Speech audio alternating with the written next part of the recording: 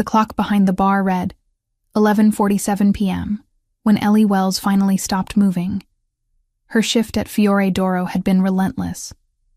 8 hours of balancing trays, memorizing orders, smiling through exhaustion. Her lower back complained with every step, but she'd learned to ignore it years ago. 3 more tables had just cleared out, leaving generous tips that would help cover rent this month. She tucked the bills into her apron pocket and exhaled slowly, leaning against the polished mahogany counter near the entrance. The restaurant was winding down. Most guests had left, but a few lingered over espresso and dessert wine. The kitchen staff was already breaking down stations, the sounds of clattering pots and running water echoing from the back. Manhattan never truly slept, but this late at night, the energy shifted. Outside the floor-to-ceiling windows, taxicabs cruised past slower than usual. Streetlights cast amber pools on the wet pavement. It had rained earlier, leaving the sidewalks slick and reflective. Ellie was calculating her tips when she noticed the man at table 12 stand up. Nicholas Pellegrini. She knew his name because everyone who worked here knew his name. He came in twice a week, always reserved the same corner table, always brought men in expensive suits who spoke in hushed tones. The managers treated him differently. The kitchen prepared his meals with extra care. The wine he ordered never appeared on the bill. Ellie had served his table once, months ago, when the regular waitress called in sick. He'd been polite but distant, his dark eyes scanning her face for exactly 2 seconds before returning to the menu. She remembered thinking he looked tired despite the perfectly tailored charcoal suit. There was something heavy in the way he carried himself, like a man who'd stopped sleeping well a long time ago. Tonight he stood with 3 other men, all of them adjusting jacket buttons and checking phones. They moved toward the exit with the casual confidence of people who owned the world. Or at least this part of it. Ellie turned her attention to counting the cash in her apron when movement near the entrance caught her eye. The valet. Not the regular one. This guy was new.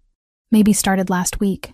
She'd seen him twice before, both times looking uncomfortable in the standard black vest and bow tie. Right now, he looked worse than uncomfortable. He was sweating, not the light sheen from hustling in summer heat, but actual beads rolling down his temples despite the cool November air. His hands shook as he held a set of car keys, fingers fumbling to grip them properly.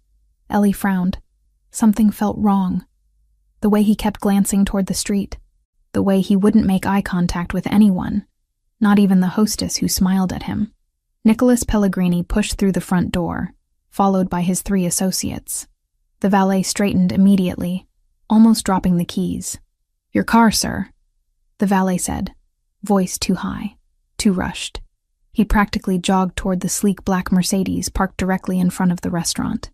Nicholas followed at a measured pace, saying something to the man beside him that Ellie couldn't hear. She should have gone back to work, should have finished her closing tasks, but her feet carried her toward the entrance instead, some instinct pulling her forward. The valet brought the Mercedes around fast, too fast.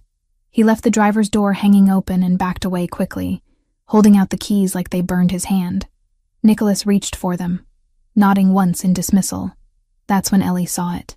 Through the driver's side window, illuminated by the restaurant's exterior lights, a thin red wire visible beneath the dashboard.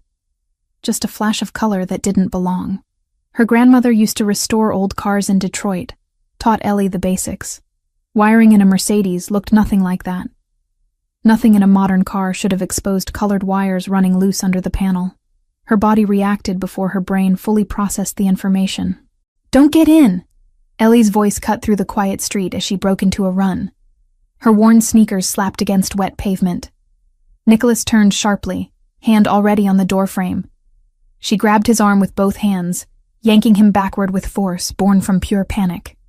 He reacted on instinct, twisting to break her grip, his other hand moving defensively to push her away. But she held on, stumbling when he shoved her back. "There's something under the dashboard," she gasped, pointing frantically at the car. "A wire. Red. It shouldn't be there." Nicholas froze. His dark eyes locked onto hers for a fraction of a second, searching for deception or madness. Then his gaze shifted to the car, specifically to where she was pointing. One of his men stepped forward. Tall, broad-shouldered, with the alert posture of someone trained to handle threats. "Boss?" Nicholas held up one hand, a gesture so subtle it was almost invisible. "Ethan, get everyone back. 5 meters. Now." The man, Ethan, didn't question. He moved immediately, pulling the other 2 men away from the vehicle. Nicholas grabbed Ellie's wrist and pulled her with him, putting distance between them and the Mercedes. "What exactly did you see?" Nicholas's voice was calm, controlled, but there was steel underneath, red wire, under the steering column, visible through the window. It was just hanging there, not connected properly. Ellie's heart hammered against her ribs. "My grandmother rebuilt cars. That's not normal. That's not factory wiring." Nicholas stared at the Mercedes for 3 long seconds. Then he pulled out his phone and stepped further back, bringing Ellie with him. She realized he still had hold of her wrist, his grip firm but not painful. "Everyone inside," he ordered quietly to his men. "Clear the sidewalk." Ethan was already moving, ushering the restaurant staff who'd gathered near the entrance back through the doors. The hostess looked confused. The manager started to protest, but stopped when Ethan shot him a look. Time seemed to stretch and compress simultaneously. Ellie counted her own heartbeats. 1, 2, 3. The explosion was louder than anything she'd ever heard in her life. The Mercedes erupted into a ball of fire and twisted metal. The blast wave hit like a physical wall, shoving Ellie backward. She felt her feet leave the ground for a moment before Nicholas's body collided with hers, both of them hitting the pavement hard. He covered her. His full weight pressed her into the cold, wet concrete as debris rained down around them. Pieces of metal, glass, burning rubber. The heat washed over them in a wave, followed immediately by choking black smoke. Ellie couldn't breathe, couldn't think. Her ears rang with a high-pitched whine that drowned out everything else. Nicholas shifted his weight, pulling her up with him. His face was inches from hers, lips moving, but she couldn't hear the words through the ringing. Then sound crashed back in all at once. Car alarms, screaming, sirens already wailing in the distance, the crackle of flames consuming what was left of the Mercedes. "Are you hurt?" Nicholas's voice cut through the chaos. His hands moved over her shoulders, her arms, checking for injuries with surprising gentleness. Ellie's palms stung where they'd scraped against the pavement. The right side of her face felt raw, probably from the asphalt, but otherwise, she was intact. "I'm okay. I think. I'm okay." Nicholas stood, pulling her up with him. Ethan appeared beside them, phone already to his ear, barking orders to someone. People poured out of the restaurant now, drawn by the explosion. The manager stood in the doorway, face pale, hand over his mouth. The valet was gone. Ellie scanned the street frantically. He'd been right there, just 20 feet away when she'd yelled. Now the sidewalk was empty except for panicked onlookers. "The valet," Ellie said urgently, grabbing Nicholas's sleeve. "The one who brought the car. He's gone." Nicholas's expression didn't change, but something dark flashed in his eyes. "Ethan." "Already on it," Ethan replied, still on his phone. "Checking cameras. He bolted the second you stepped back." The first police car arrived within 90 seconds, followed closely by a fire truck. Then another police car. Then unmarked vehicles that Ellie instinctively knew weren't regular cops. Men in dark suits and FBI windbreakers emerged, establishing a perimeter with frightening efficiency. A bomb in Manhattan meant federal jurisdiction. Automatic response. Ellie watched them work, her mind still struggling to catch up with what had just happened. She'd saved someone's life. Multiple lives. She'd seen something wrong and acted without thinking. Now reality was setting in, cold and sharp. One of the FBI agents approached Nicholas, badge already out. They spoke in low tones, too quiet for Ellie to hear over the commotion. Nicholas's posture remained relaxed, cooperative. But Ellie noticed how Ethan positioned himself strategically between his boss and the growing crowd of first responders. A paramedic touched Ellie's shoulder, making her jump. "Miss, are you injured? Let me take a look at your face." She let the woman guide her toward an ambulance, cleaning the scrapes on her cheek and palms with stinging antiseptic. The paramedic wrapped gauze around her left hand where the worst abrasion had torn the skin. "You're very lucky. the paramedic said softly. If you'd been any closer to that vehicle when it went up. Ellie nodded numbly. Lucky. Right. Through the controlled chaos, she watched Nicholas speak with what appeared to be a senior FBI agent. The man gestured toward the burning wreckage, asked questions. Nicholas answered calmly, occasionally pointing toward the restaurant. At one point, the agent's gaze shifted to Ellie, and she felt the weight of that attention like a spotlight. Before Ethan could steer her away, the senior agent peeled off from Nicholas and crossed toward the ambulance. Miss Wells? He asked, flashing his badge just long enough for her to register the seal. His voice was steady, practiced, the kind that made chaos feel briefly organized. I need the short version. What made you look under the dash? Ellie swallowed. Her mouth tasted like smoke. There was a red wire. It didn't belong there. And the valet. He was watching me. When the car went up, he ran. Describe him, the agent said, already taking notes. Anything. Height, jacket, accent, the way he moved. She forced herself to focus, to pull details out of the fog. The agent nodded once, clipped and approving. Then he handed her a card. You did the right thing. We'll take a formal statement when you're steadier. Your security can coordinate with my office, but you don't disappear on us. Understood? Ellie closed her fingers around the card like it was a lifeline. Understood. Ethan broke away from the group and approached her quickly. Miss Wells, we need to move you now. What? Why? Ellie stood up too fast, swaying slightly. The FBI are going to want to question me. I saw the valet, I can describe him. And you will, Ethan assured her, already guiding her away from the ambulance. His hand on her elbow was gentle but insistent. But not here. Not right now. You're in shock. You need somewhere safe to process what just happened. I'm fine. I can give a statement. Miss Wells. Ethan stopped walking, turned to face her directly. His eyes were kind, but serious. Someone just tried to kill my boss with a car bomb. You stopped them. That makes you a witness to attempted murder and possibly a target yourself. The people who did this, they don't leave loose ends. The words hit harder than the blast wave had. Ellie's legs went weak. A black SUV pulled up to the curb, somehow bypassing the police barricade. The back door opened. Nicholas appeared beside them, his suit jacket torn at the shoulder. A small cut above his left eyebrow that he hadn't bothered to address. Get in, he said quietly. Not a command. Not quite a request either. Something in between. Ellie looked back at the burning car, at the FBI agents taking photographs, at the crowd of onlookers filming with their phones. She thought about the valet's sweating face, the red wire, the 3 seconds between her warning and the explosion. I don't even know you, she whispered. I know, Nicholas replied. But you saved my life tonight. Let me return the favor. Somewhere in the distance, more sirens wailed. The fire crackled and popped as firefighters sprayed it with foam. An FBI agent called out, looking for witnesses. Ellie looked at Nicholas Pellegrini, really looked at him. His dark eyes held hers steadily, waiting for her decision. Not pressuring, just waiting. She got in the SUV. Ethan slid in behind her, and Nicholas took the front passenger seat.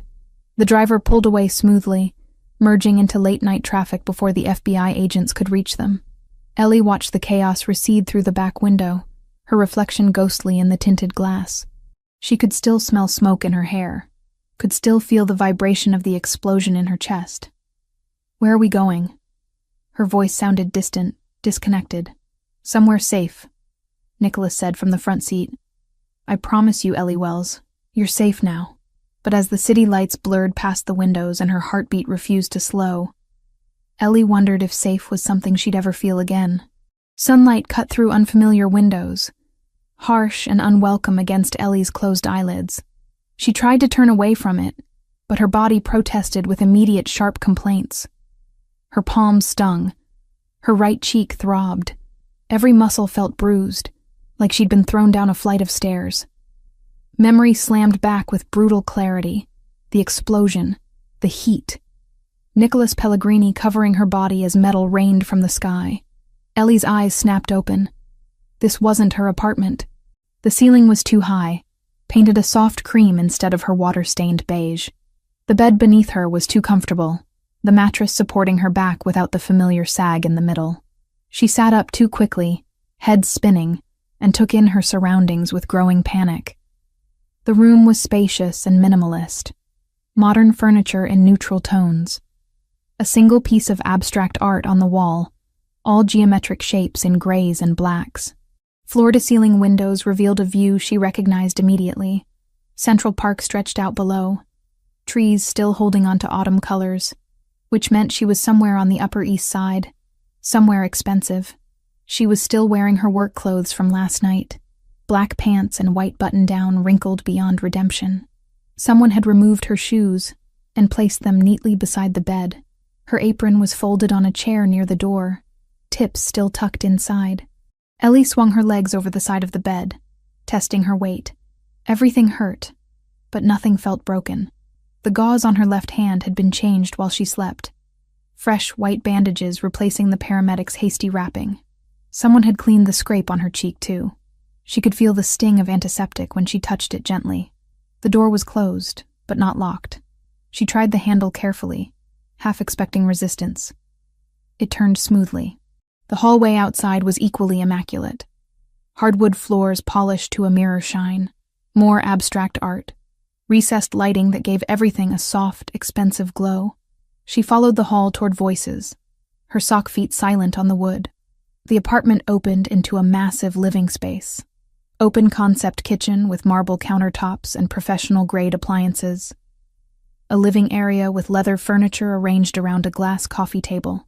And beyond it all, those floor-to-ceiling windows offering an unobstructed view of Central Park from what had to be at least 20 stories up. Ethan stood in the kitchen, pouring espresso from a machine that probably cost more than Ellie's monthly rent.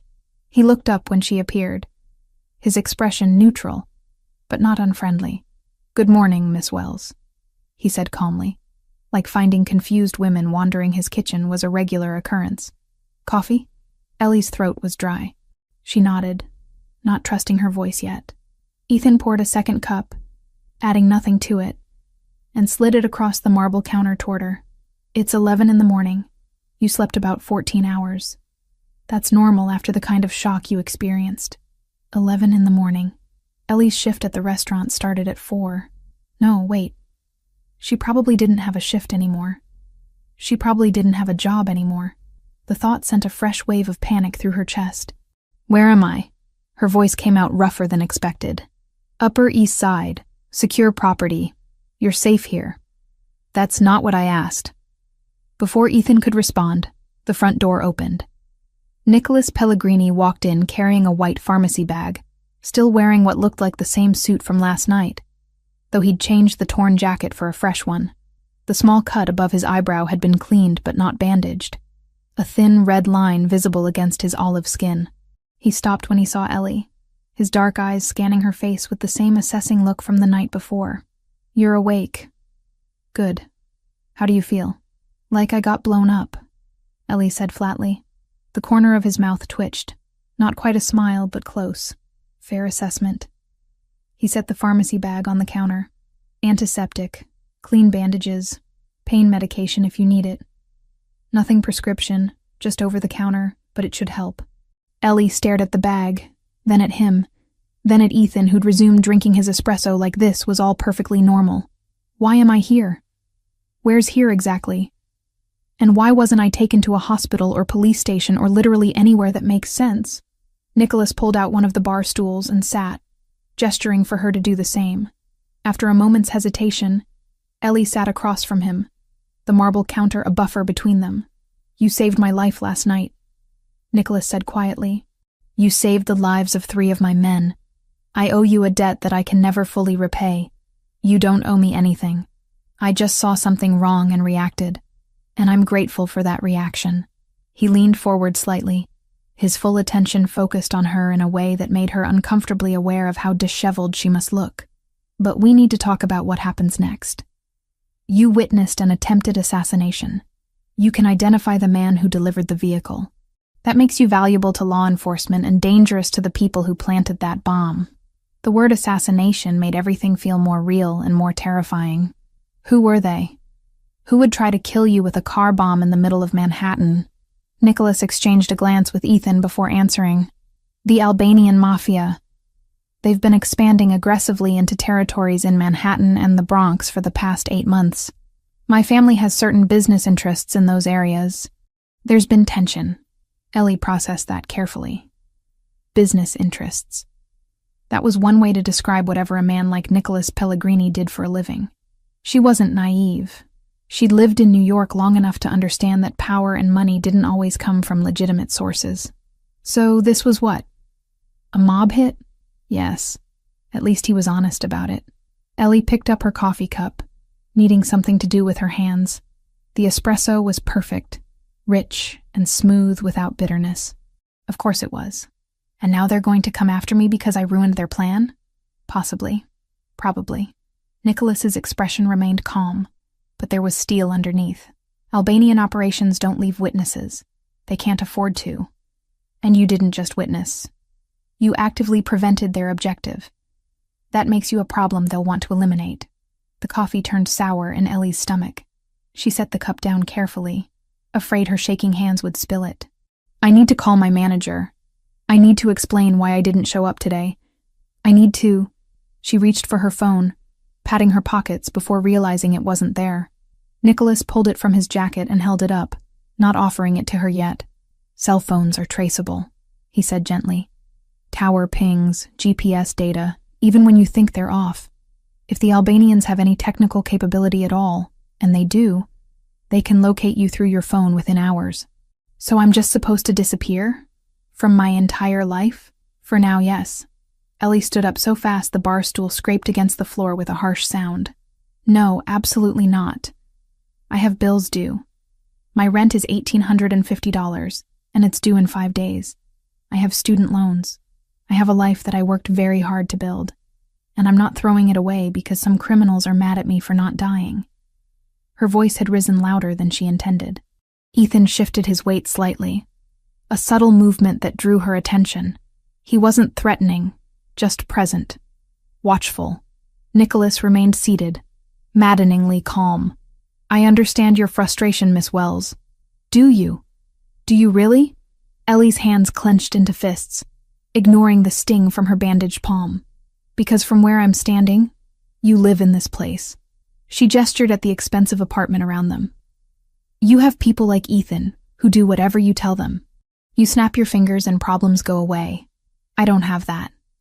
I have $42 in my checking account, and a landlord who doesn't care about sob stories. I can compensate you for your time, Nicholas offered. $5,000 per week while you're under protection. That should more than cover your expenses. I don't want your money. The words came out sharper than she meant them. I don't want to be bought or paid off or whatever this is. I just want my normal life back. Nicholas stood then, moving around the counter until he was closer to her. Not crowding her space, but close enough that she had to look up slightly to meet his eyes. Your normal life ended the moment you screamed, "Don't get in," he said quietly. I wish that wasn't true. I wish you'd looked the other way, and I'd gotten into that car and you'd finished your shift and gone home, and none of this would be your problem. But that's not what happened. You chose to act. You chose to save a stranger. And now both of us have to deal with the consequences of that choice.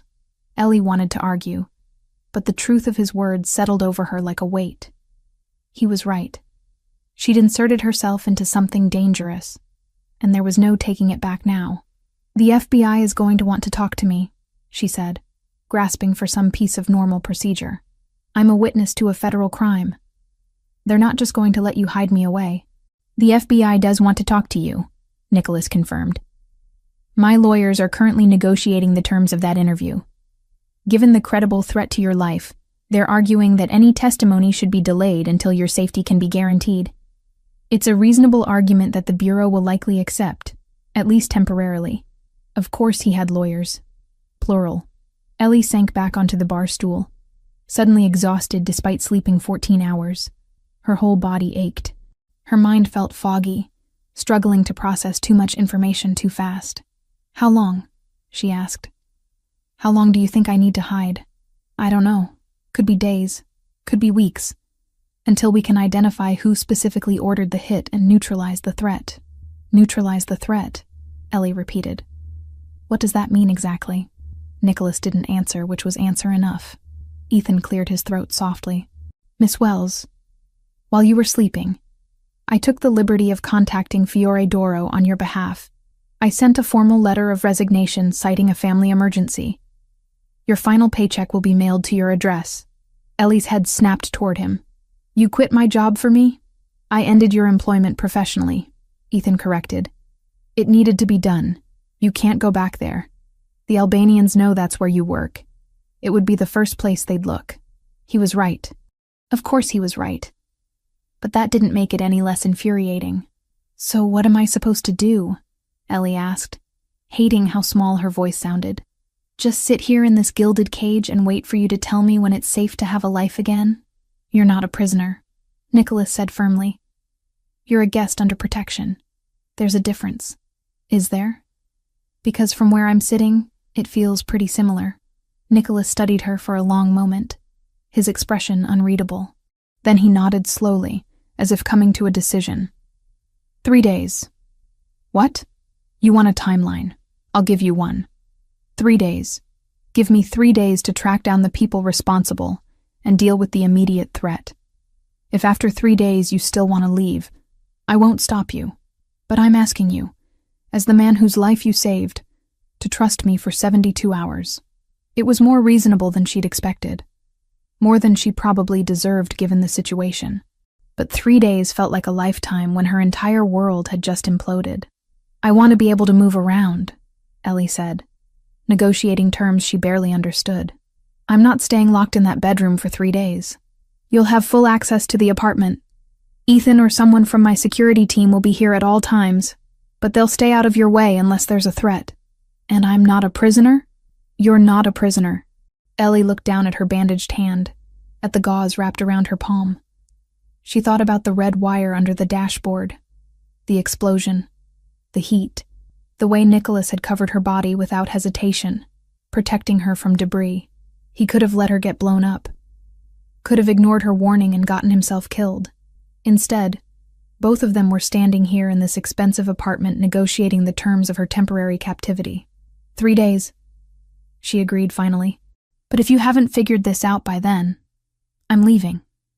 I'll take my chances with the Albanians before I let my entire life fall apart. Something flickered in Nicholas's eyes. Respect, maybe. Or concern. Fair enough. He extended his hand across the counter. Ellie looked at it for a moment before shaking. His grip was firm, warm. The calluses on his palm surprising for someone who wore $1,000 suits. Ethan will show you around, Nicholas said, releasing her hand. There's food in the kitchen. Clean clothes in your size in the closet.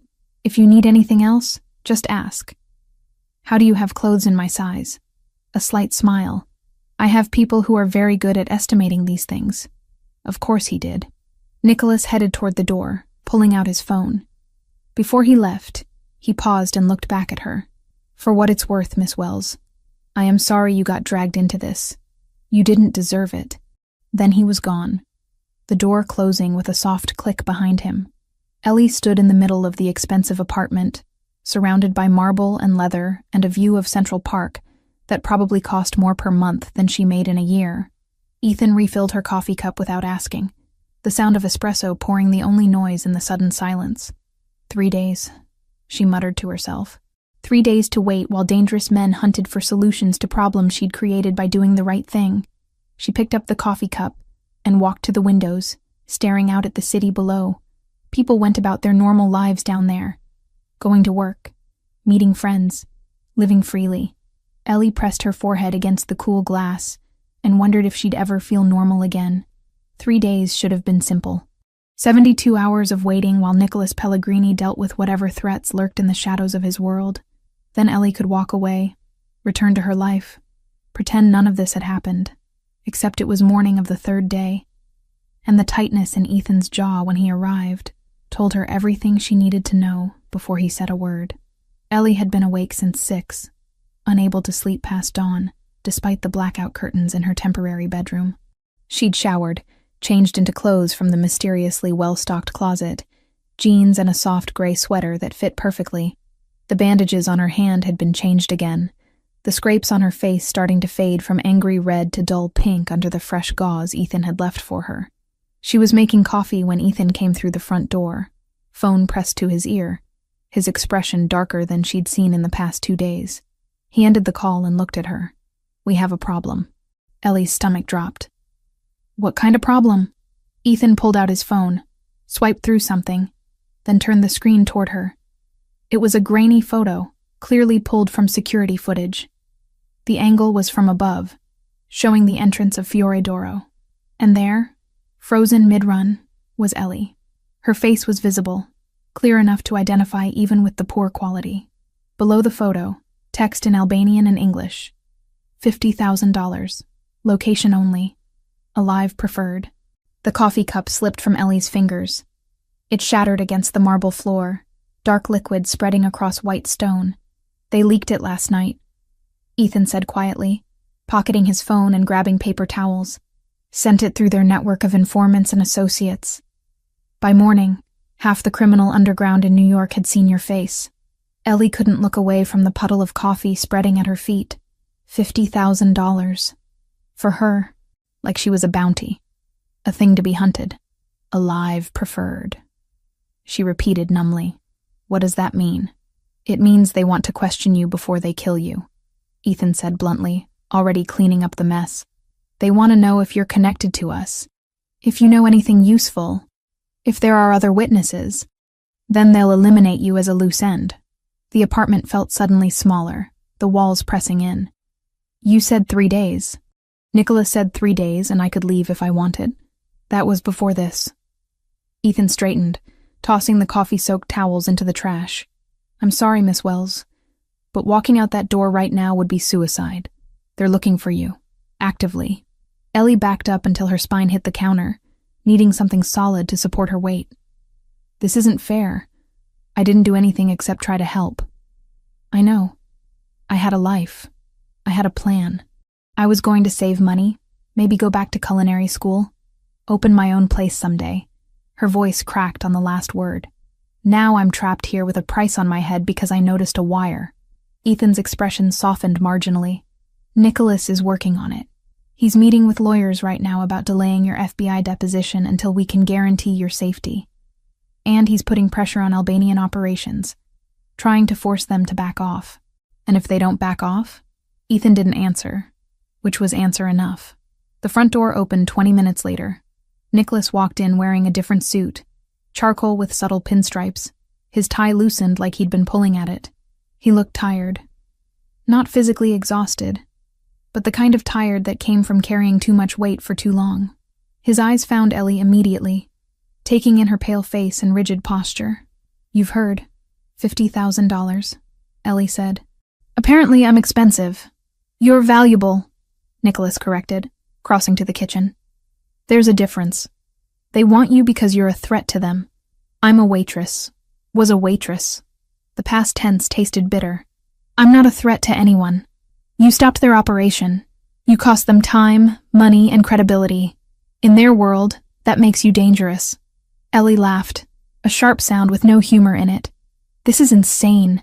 This entire situation is completely insane." Nicholas poured himself coffee from the pot Ellie hadn't finished making, drinking it black without sugar. He studied her over the rim of the cup, those dark eyes assessing in a way that made her feel simultaneously protected and exposed. "I need to do something," Ellie said suddenly. "I can't just sit here spiraling. My hands need to be busy or I'm going to lose my mind." She moved to the refrigerator before either man could respond, pulling it open and surveying the contents. Someone kept it well stocked. Fresh vegetables, herbs, quality ingredients. Her grandmother's voice echoed in her memory, teaching her that cooking was meditation, that when the world felt chaotic, you could always find peace in the rhythm of chopping, stirring, kneading. "Do you mind if I cook?" The question came out more vulnerable than she intended. Nicholas blinked, surprised. "The kitchen is yours." Ellie started pulling ingredients, moving on autopilot. San Marzano tomatoes, fresh basil, garlic, olive oil that actually smelled like olives, not the cheap garbage from discount stores. Flour and eggs for pasta.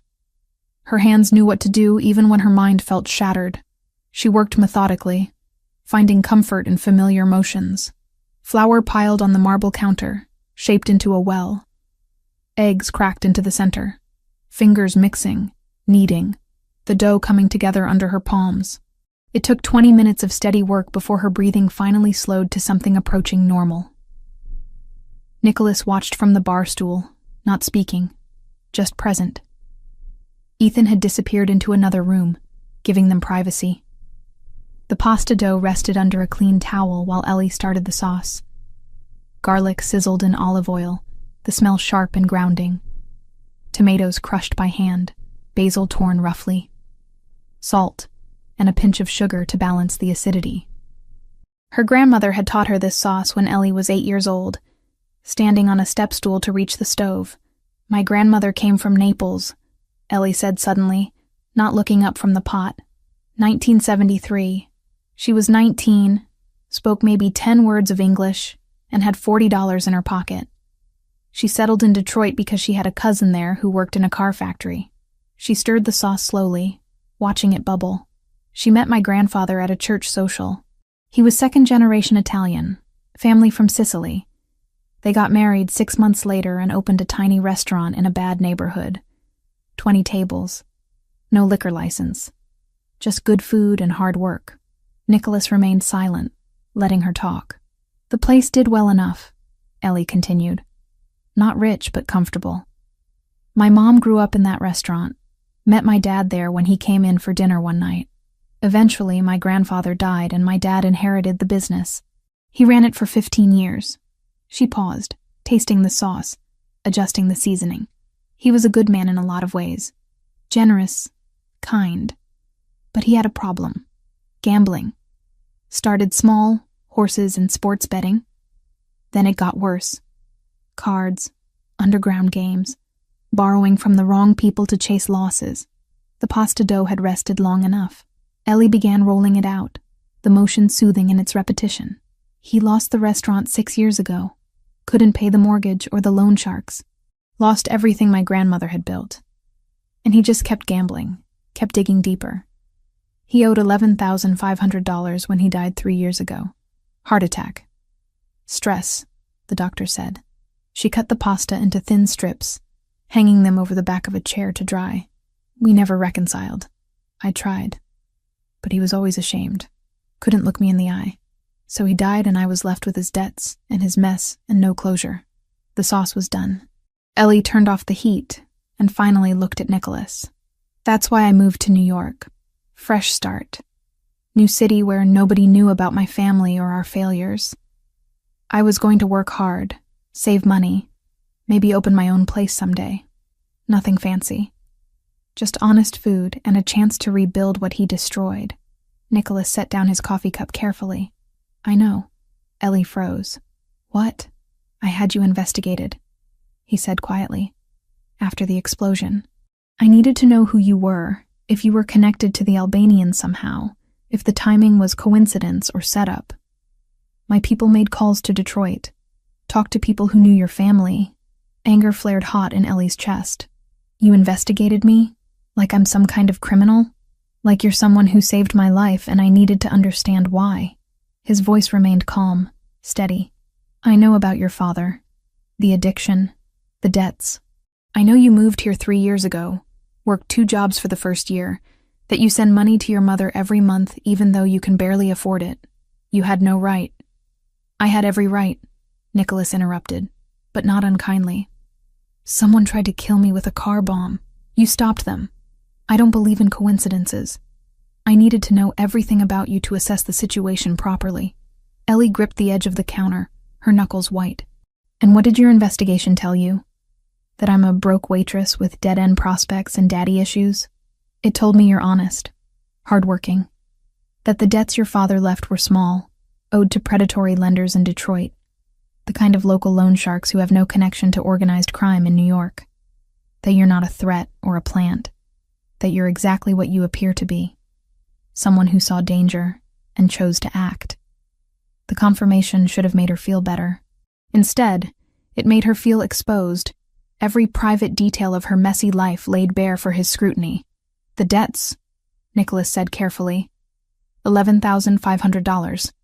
I can resolve them. One phone call, and that burden disappears. No, the word came out hard, final. It's a small amount. I don't care if it's 50 cents. Ellie cut him off. I'm not taking your money. I'm not letting you buy my problems and hold them over my head. That's not what this is. Isn't it? You fix my debts, I owe you a favor. Maybe more than one. Maybe you decide someday you want something from me and I can't say no because I'm in your debt. That's how this works, right? That's how your world operates? Nicholas's jaw tightened. You don't know anything about my world. Then enlighten me, Ellie challenged. Tell me I'm wrong. Tell me that powerful men like you do favors out of the goodness of their hearts with no strings attached. They stared at each other across the kitchen. Tension thick between them. Finally, Nicholas nodded once. You're right. In my world, everything has a price. Every favor comes with expectation of return. But that's not what I'm offering you. What are you offering then? A way to eliminate a vulnerability, he said. Those debts make you a target for pressure. Someone could use them against you. Against me by extension, since you're under my protection. I want them gone for strategic reasons. Still sounds like strings to me. Then refuse, Nicholas said simply. Keep the debts. I'll respect that choice. But know that I'm trying to help, not control you. Ellie held his gaze for a beat too long. Pride and fear wrestled in her chest until fear won. Fine, she said, the word tasting bitter. If those debts are a vulnerability, then we end them. But we do it clean, in writing. No favors, no leverage. You pay them, and it's over. Forever. Nicholas's eyes narrowed, not in anger, but in assessment. Then he nodded once. Done. My attorney will draft a one-page waiver. You sign it, I make the call, and you never hear about Detroit again. The front door opened and Ethan returned, carrying a tablet. He glanced between them, reading the tension accurately, but pressed forward. Boss, you need to see this. Nicholas took the tablet, his expression darkening as he read. When? This morning. Building manager confirmed it was delivered around 7. What? Ellie asked, her earlier anger shifting to concern. Nicholas handed her the tablet. On the screen was a photo of a letter, printed on plain white paper in block letters. We know where she works. Next time we'll know where she lives. The address at the top was for Fiore d'Oro. The letter had been delivered to the restaurant that morning.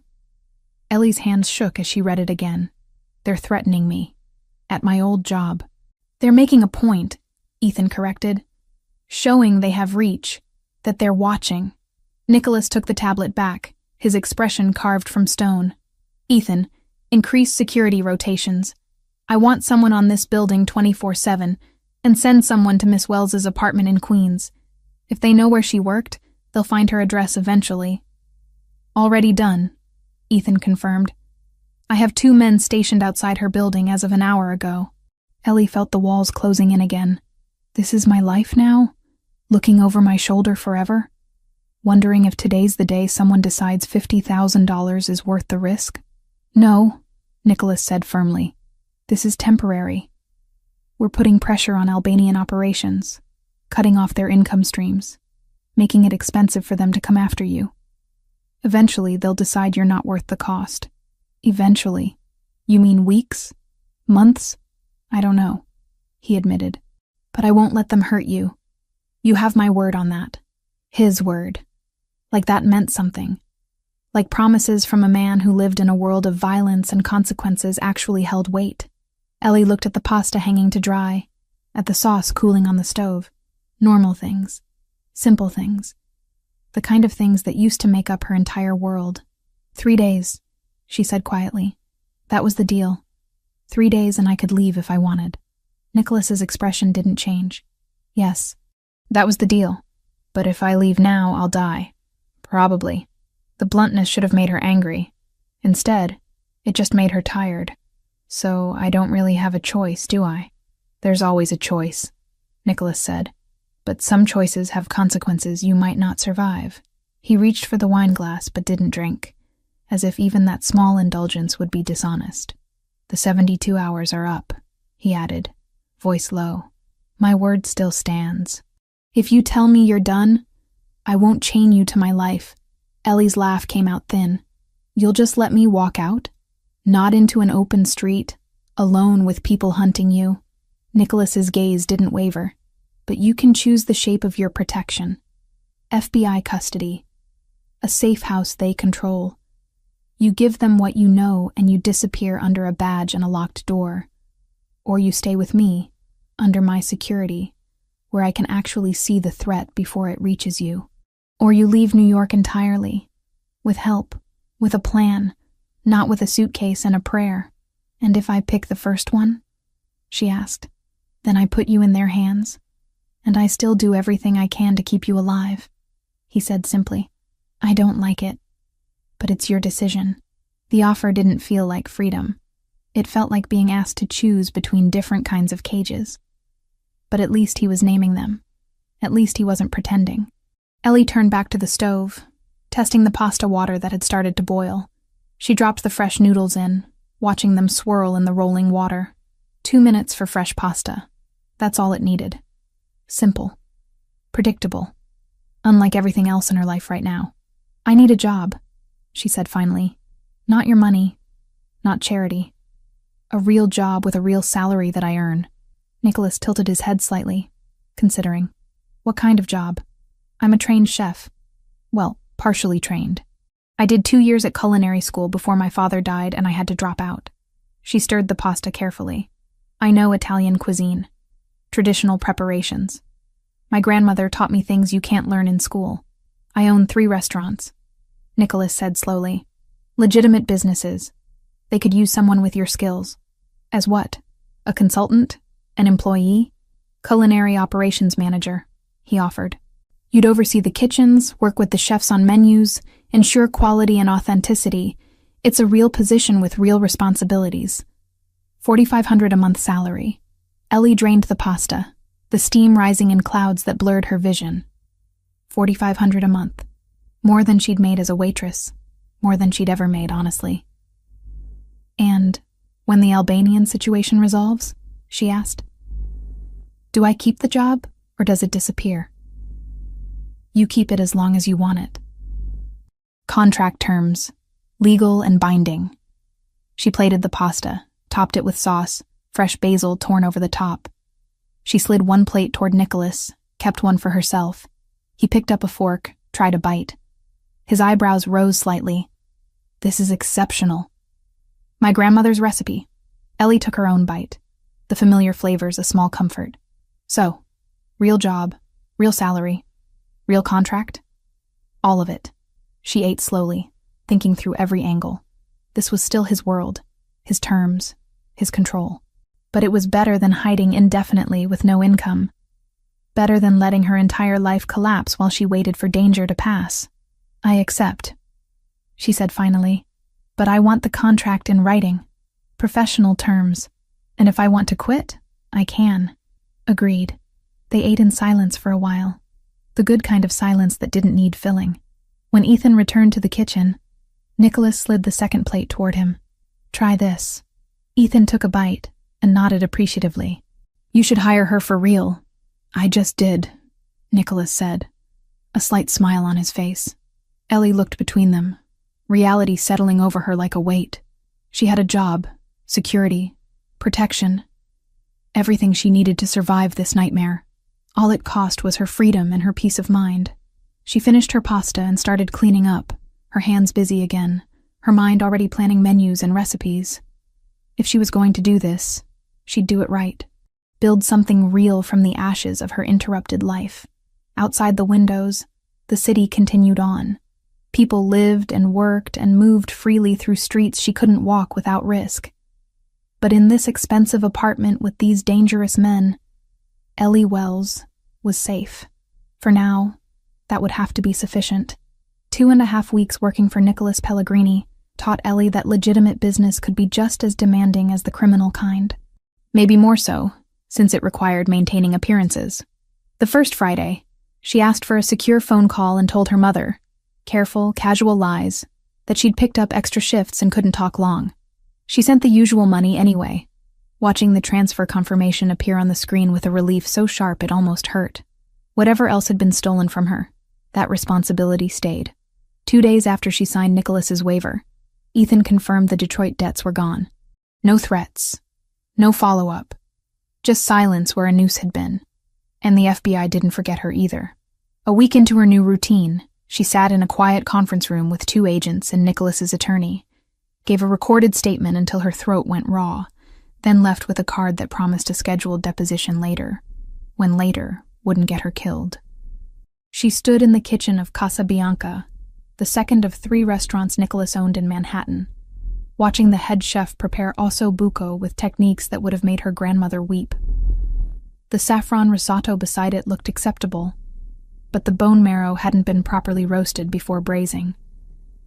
"The marrow needs to render slowly," Ellie said, keeping her tone professional rather than critical. "If you braise it too quickly, it turns gelatinous instead of silky. Try roasting the bones at 350 for 20 minutes before you add them to the braising liquid." The chef, a man in his 50s named Antonio, who'd initially resented taking direction from someone half his age, nodded thoughtfully. "Like my mother used to do. I forgot that step when I modernized the recipe. Sometimes the old ways work because they actually work," Ellie said. "Not because of tradition, but because the technique is sound." Nicholas leaned against the stainless steel prep counter near the door, watching the exchange with apparent amusement. He'd been accompanying her to these restaurant visits more frequently than necessary. As owner, he could have sent someone else to supervise, could have reviewed her reports remotely. Instead, he showed up personally, asked questions, listened to her explain techniques and ingredient sourcing with genuine interest. Today he wore dark slacks and a black sweater instead of his usual suit, slightly more casual but no less expensive. The scrape on her cheek had finally healed completely, leaving no scar. The bandages on her hand were gone, though the skin remained slightly pink, where the worst abrasions had been. They finished the kitchen inspection and moved to the dining room.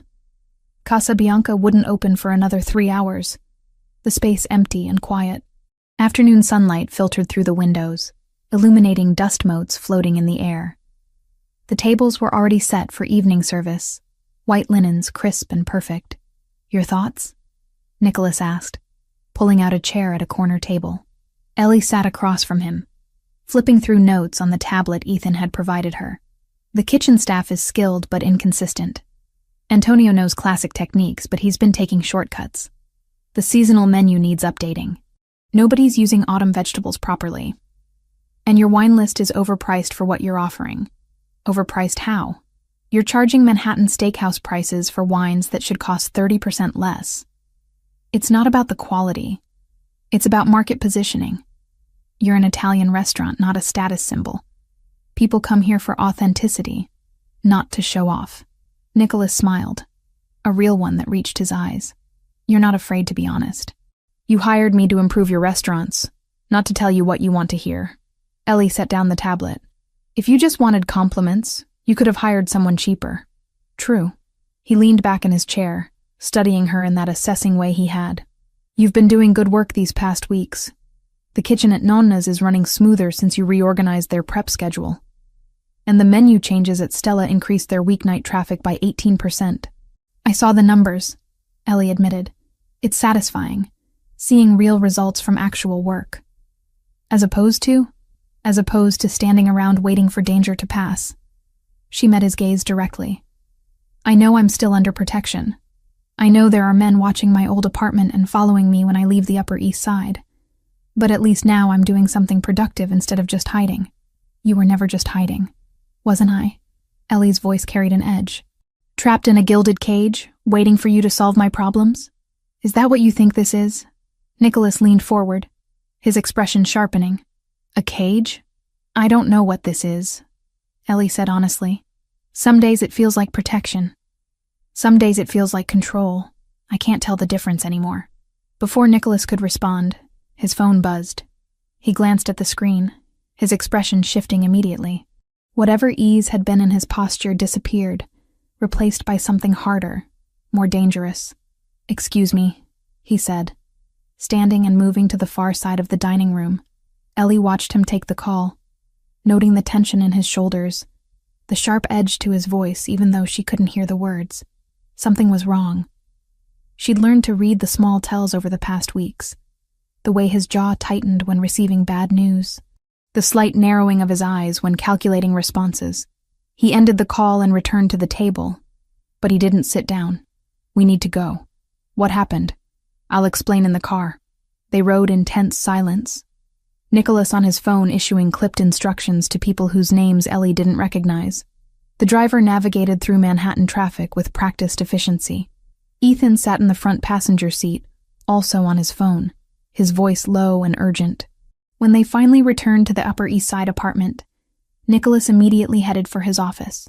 Ellie followed, ignoring the subtle attempt to exclude her. "What's going on?" she demanded from the doorway. Nicholas looked up from where he'd been pulling files from a locked cabinet. For a moment, she thought he'd tell her to leave, to let him handle his business. Instead, he gestured for her to sit. "We've been putting pressure on Albanian operations for weeks now," he said, organizing papers on his desk. "Cutting off their supply lines, interfering with their protection rackets, making it expensive for them to operate in territories they tried to claim. It's been working. They've lost revenue, lost face with other organizations. They were starting to pull back." "Were?" "They just escalated." Nicholas's voice remained controlled, but there was fury beneath it. "An hour ago they hit one of my warehouses at the Brooklyn port. Arson. Professional job with accelerants. 3 of my men were injured getting everyone else out before the building went up." Ellie's breath caught. "Are they okay?" "The injured men? Burns. Smoke inhalation. They'll recover." He pulled out his phone, showed her a photo. Flames consuming a large industrial building, black smoke billowing into the sky. "The warehouse is gone. Complete loss. I'm sorry." "I don't need sympathy," Nicholas said sharply, then seemed to catch himself. "I need to go handle this. Make sure my people are taken care of. Send the right message about what happens when the Albanians cross certain lines." Ellie stood. "I'm coming with you." "Absolutely not." "Nicholas." "No," he said firmly. "This isn't negotiable. This is an active situation. There could still be Albanians in the area. It's not safe." "Nowhere is safe," Ellie countered. "Not really. You said so yourself. They have my photo. They're looking for me.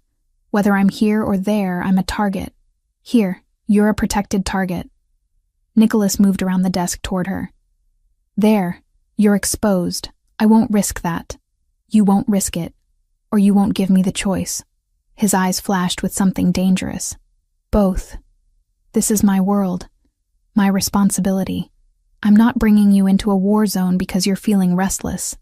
The words stung more than they should have. "That's not what this is." "Then what is it?" Ellie struggled to articulate the feeling that had been building for weeks. "I'm tired of being a passive participant in my own life. Things happen to me. Decisions get made for me. I get protected and managed and told what's safe. But I don't get to choose anything." Nicholas's expression softened marginally. "I understand that frustration. But this particular choice could get you killed. And I can't allow that." "Can't allow," Ellie repeated. "Because you're in charge and I'm just the waitress you saved. Because you saved my life first," Nicholas said quietly. "And I will not let that act of courage be repaid with your death. I won't let them take you from this world because of choices I made, wars I started before you even knew my name." The raw honesty in his voice stopped Ellie's argument cold. She'd seen him angry, seen him calculating, seen him giving orders with absolute authority. But this was different. This was personal. "I need to go," Nicholas said after a moment. "Ethan will stay here with you. 2 guards will be outside. You'll be safe." Ellie wanted to argue more, but she could see it would be futile. "Be careful." Something flickered in his expression. Surprise, maybe, that she cared about his safety. "I will." He left with 4 men, all of them armed, moving with military precision. The apartment felt enormous and empty once they were gone. Ethan settled into the living room with his laptop, monitoring whatever needed monitoring. Ellie paced for 20 minutes before giving up and retreating to the kitchen. She needed her hands busy, needed to create something to offset the destruction happening across the city. She made bread. Kneading dough required physical effort that matched her emotional state. Push and fold, working out frustration with every motion. The yeast smell was comforting, familiar, grounding her when everything else felt chaotic. Hours passed. The bread baked, filling the apartment with warmth and the smell of home. Ellie made soup to go with it, a simple minestrone with vegetables and beans. Comfort food for a day that had stripped away any remaining illusions of normalcy. It was past 9 when the front door finally opened. Nicholas walked in, looking like he'd been to war. His clothes were covered in black soot, his face streaked with ash and sweat. The controlled fury from earlier had been replaced by something colder, more dangerous. Ethan stood immediately. Report? Fire's out. Men are at the hospital, stable condition. Building's a total loss, but insurance will cover most of it. Nicholas pulled off his jacket, tossing it over a chair. We need to talk. Something in his tone made Ellie's stomach tighten with dread. What happened? Nicholas pulled out his phone, swiped through photos, then handed it to her. The screen showed a wall of the burned warehouse. Despite the fire damage, the message was clear. Spray painted in red across the blackened bricks. The waitress can't hide forever. Below the words, stenciled with disturbing precision, was her face. The same photo from the bounty notice, but larger, more prominent. Someone had taken the time during or after the arson to leave this specific message. Ellie's hands shook as she stared at her own image on that ruined wall. They'd known the warehouse would burn, had planned for it, and still took the time to deliver this threat. They're escalating, Nicholas said quietly, taking the phone back. This wasn't just about damaging my property or hurting my people. This was about sending you a message, about making it personal. Ellie sank onto the couch, her legs suddenly unable to support her weight. I thought you said the pressure was working, that they were backing off. I was wrong. The admission clearly cost him. They're not interested in backing off. They're interested in revenge, and you're the symbol of their failure. As long as you're alive, you're proof that they're not invincible. So what does that mean? Ellie looked up at him. What happens now? Nicholas sat beside her, close enough that she could smell the smoke clinging to his clothes. It means this isn't temporary anymore. This is permanent until we force a permanent resolution. They won't stop coming for you. Not in weeks or months.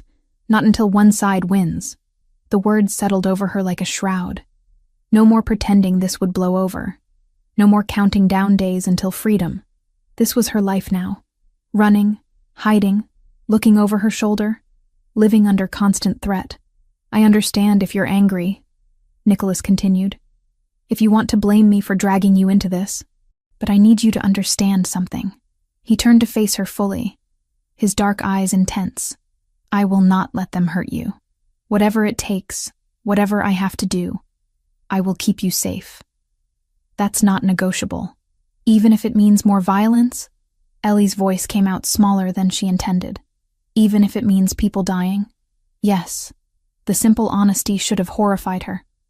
Maybe it would have 3 weeks ago when she was just a waitress worried about rent and tips. But she'd learned too much about his world since then. Understood that in certain circles, protection required strength, and strength sometimes required violence. I'm scared, she admitted quietly. You should be, Nicholas said. Fear keeps you careful, keeps you alive. But you're not alone in this. You have me.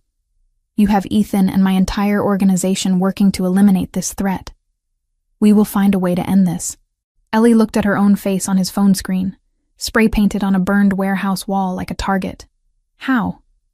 How do you end something like this? By making it more expensive for them to continue than to walk away, Nicholas explained. We've been cutting their income. Now we cut deeper. We go after their leadership, their operations, their reputation. We make them understand that coming after you costs more than your life is worth to them. It was cold, calculated, utterly pragmatic. And Ellie realized with disturbing clarity that she didn't have better options. I don't want people hurt because of me, she said. People are already hurt. 3 of my men tonight. That's on the Albanians, not you. Nicholas's jaw tightened. You didn't start this war. You just happened to be standing in the right place at the right time to save my life. Everything that's followed is consequence of their actions, not yours. Ellie wanted to believe that. Wanted to absolve herself of responsibility for the violence spiraling out from one moment of instinct. But she couldn't quite manage it. Come on. Nicholas stood, offering his hand. You made bread. I can smell it. And I haven't eaten since morning. The abrupt shift to normalcy felt jarring, but Ellie took his hand and let him pull her up. They moved to the kitchen where the bread sat cooling on the counter beside the pot of soup. She served them both in silence. The domestic ritual strange against the backdrop of arson and threats. Nicholas ate methodically, clearly hungry despite the chaos of his day. This is excellent, he said after the third spoonful. My grandmother's recipe, Ellie replied automatically. They ate without talking more, but it wasn't uncomfortable. Just two people sharing a meal after an exhausting day, finding small comfort in simple things. When Nicholas finally left to shower off the smoke and soot, Ellie remained in the kitchen, cleaning up slowly. Through the windows, Manhattan glittered with a million lights. Somewhere out there, people were searching for her. Planning. Plotting. Waiting for an opportunity.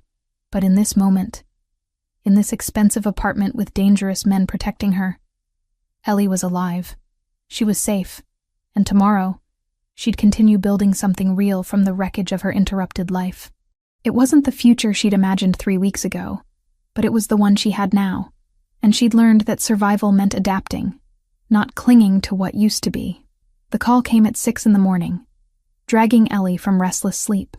She heard Nicholas's voice through the walls, sharp and controlled, issuing orders with the clipped precision that meant something had gone very wrong. By the time she dressed and emerged from her bedroom, the apartment was already filling with men in dark suits, all of them moving with urgent purpose. Ethan met her in the hallway. Conference today. Nicholas wants you there. Why? What happened? Leak in the organization. Ethan said grimly. We found the source. Now we need to deal with it. 2 hours later, Ellie found herself in a part of Nicholas's world she'd never seen before. They'd driven to a nondescript office building in Midtown, taken a private elevator to the top floor, and entered what could only be described as a fortress. The conference room was windowless, with walls that looked reinforced, and a door that sealed with an audible click when Ethan closed it behind them.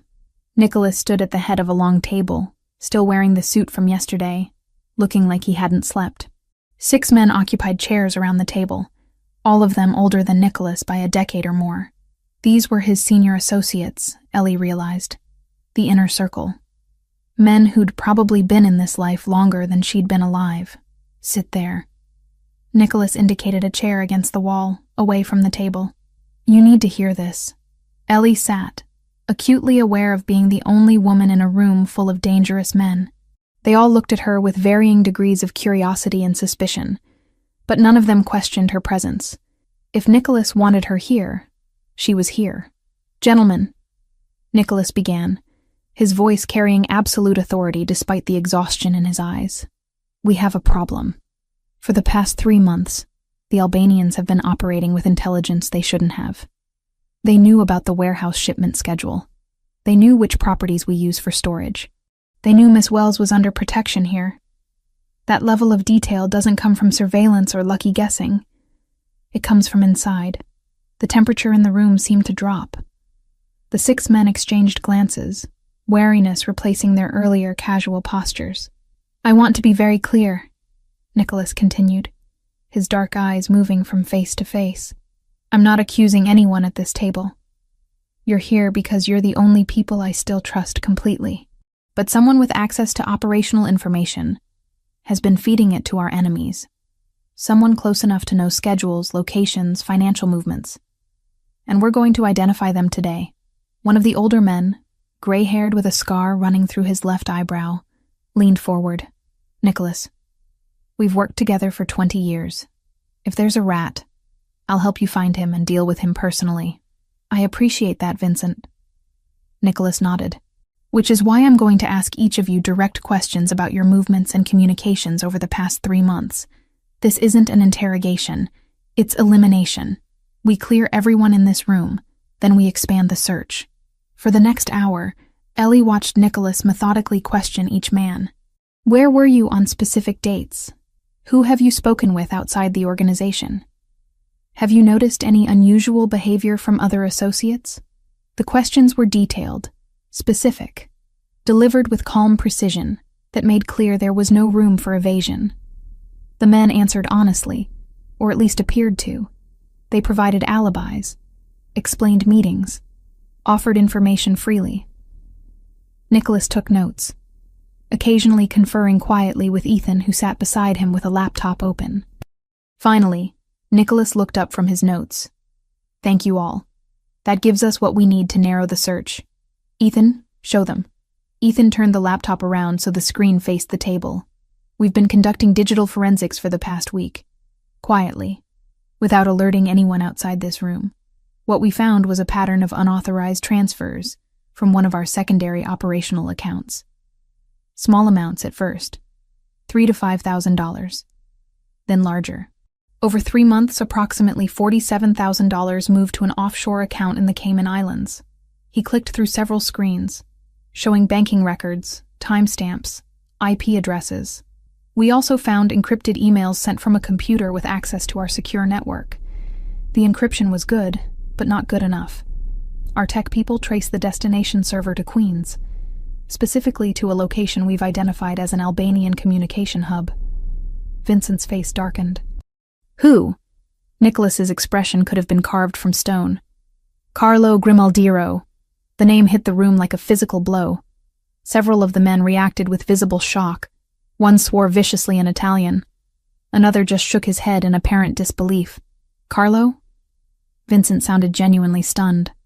He's been with us for 8 years. He handles all the legitimate business finances. Jesus, Nicholas, he knows everything about the legal operations. Exactly, Nicholas said coldly, which made him the perfect source for the Albanians. He had access to property records, transport schedules, investment portfolios. He knew which buildings we owned, which we rented, which we used for storage. And he's been selling that information for 3 months. Ethan pulled up more documents. We found the motivation. Carlo has a gambling problem, started small poker games in Atlantic City, but he got deeper into it, higher stakes underground games. He accumulated $180,000 in debts to a casino that's controlled by Albanian interests. They offered him a deal. Feed them information, and the debt disappears. Where is he now? Another man asked. Being collected. Nicholas replied. He should arrive within the hour. I wanted to brief all of you first. Make sure everyone understood the scope of the betrayal before we confronted him directly. The conference room door opened and 2 men entered, escorting a third between them. Carlo Grimaldiro was in his mid-50s, balding, with the soft build of someone who spent their days behind a desk. He looked terrified, his face pale and sweating despite the cool air conditioning. The escorts pushed him into a chair at the far end of the table. Carlo's eyes darted around the room, taking in the assembled men, landing finally on Nicholas with something that looked like desperate hope. Nicholas, there's been a mistake, Carlo started, his voice shaking. Whatever you think I did, you stole $47,000 from operational funds. Nicholas interrupted, his tone flat and emotionless. You sent encrypted emails containing proprietary information about our properties and operations to Albanian contacts. You've been doing this for 3 months. These aren't accusations, Carlo. These are facts backed by digital evidence that will hold up in any court, criminal or otherwise. Carlo's face crumpled. I can explain. They forced me. I didn't have a choice. Everyone has a choice, Nicholas said coldly. You chose to gamble money you didn't have. You chose to continue gambling when you knew you were drowning in debt. You chose to accept their offer instead of coming to me for help. Every step of this was your choice. $180,000, Carlo said desperately. How was I supposed to ask you for that kind of money? You would have wanted to know why, and I couldn't tell you about the gambling. You would have lost trust in me. I lost trust in you the moment you sold information about my operations to my enemies, Nicholas replied. The gambling, I might have helped with, might have gotten you into treatment, arranged a payment plan, something, but you went to the Albanians instead. You gave them details about warehouse schedules. You told them which properties we use and when. You endangered everyone in this organization.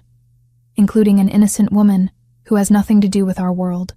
His voice dropped lower, more dangerous. That warehouse fire? 3 men were injured because the Albanians knew exactly when and where to hit us. They knew because you told them. You're not just a thief, Carlo. You're responsible for putting my people in the hospital. Carlo was crying now, tears streaming down his face. I never gave them information about people, I swear, just numbers, financial records, property addresses. I made sure it was only logistics, nothing that would get anyone hurt. You think logistics and violence are separate? Vincent spat from across the table. You think they wanted property addresses so they could send Christmas cards? They used your information to plan attacks, to target our operations, to threaten Miss Wells specifically. You enabled all of it. Ellie had been silent throughout the confrontation, sitting against the wall and observing. Now she understood why Nicholas had wanted her here. This wasn't just about betrayal within his organization. This was about her. The information Carlo had sold had directly contributed to the Albanians' ability to target her, to know where she was being protected, to escalate their threats with precision. What did you tell them about Miss Wells? Nicholas asked, his voice deadly quiet. Carlo shook his head frantically. Nothing, I swear. I didn't even know who she was until I saw the news about the car bomb. They never asked about specific people, just locations and schedules. But you knew we were using the Upper East Side property for protection? Carlo hesitated, then nodded miserably. They asked which properties weren't used for business. I told them about the residential places. I didn't know why they wanted to know. I thought maybe they were looking for targets to hit when no one was there. Jesus Christ, Ethan muttered. Nicholas remained perfectly still, but Ellie could see the fury radiating from him in waves. 8 years. I trusted you with my legitimate business finances. I let you see records that could destroy us if they fell into the wrong hands. I invited you to family dinners, and you repaid that trust by selling me out for gambling debts. I'm sorry, Carlo sobbed. I'm so sorry. I'll give back the money. I'll testify against the Albanians. Whatever you want, I'll do it. Just please, please don't what? Nicholas leaned forward. Don't kill you? Is that what you think this is? Carlo couldn't answer, just continued crying. Nicholas stood, buttoning his suit jacket with precise movements. You're removed from all positions effective immediately. Every access you had to our systems is revoked as of this moment. The $47,000 you stole will be repaid with interest, or we'll seize assets until the debt is satisfied. You will have no further contact with anyone in this organization. If you speak to the Albanians again, if you breathe a word about our operations to anyone, you'll discover that there are consequences far worse than death. He turned to the 2 men who'd brought Carlo in. Get him out of here. Make sure he understands that his cooperation in this matter is the only reason he's walking out alive. They hauled Carlo up and dragged him toward the door. He tried to say something else, but one of the escorts silenced him with a hand on his shoulder. The door closed behind them with a hollow thud. Silence filled the conference room. The 6 senior associates sat processing what they'd witnessed. Vincent was the first to speak. You were merciful. More merciful than he deserved. Mercy has nothing to do with it, Nicholas replied tiredly. Killing him would have been easy. But it would also make him a martyr to his family, create complications we don't need. This way, he lives with his shame, and if he's smart, he disappears somewhere far from New York and never comes back. The meeting broke up after Nicholas assigned various tasks to the assembled men. Increased security, review of anyone else who might have access to sensitive information, messages to be sent to Albanian leadership making clear that the leak had been identified and closed. As the room emptied, Ellie remained in her chair against the wall. Nicholas stood at the window that wasn't really a window, just a screen displaying a view of the city, providing the illusion of openness in the sealed room. You should go with Ethan, he said without turning around. I have more meetings today. Are you okay? The question came out before Ellie could stop it. Nicholas's shoulders tensed. I'm fine. You're not. Ellie stood, moving closer but maintaining distance. That man worked for you for 8 years. You trusted him, and he betrayed you. That's not nothing. In this life, betrayal is always a possibility, Nicholas said, still not looking at her. You learn to expect it. Expecting it doesn't make it hurt less. Finally, he turned to face her. His expression was controlled, but she could see the exhaustion and something deeper underneath. Pain, maybe. Or disappointment in himself for not seeing the betrayal sooner. "It's my fault," he said quietly. "I should have noticed. Should have seen signs. Carlo's been distant for months, stressed.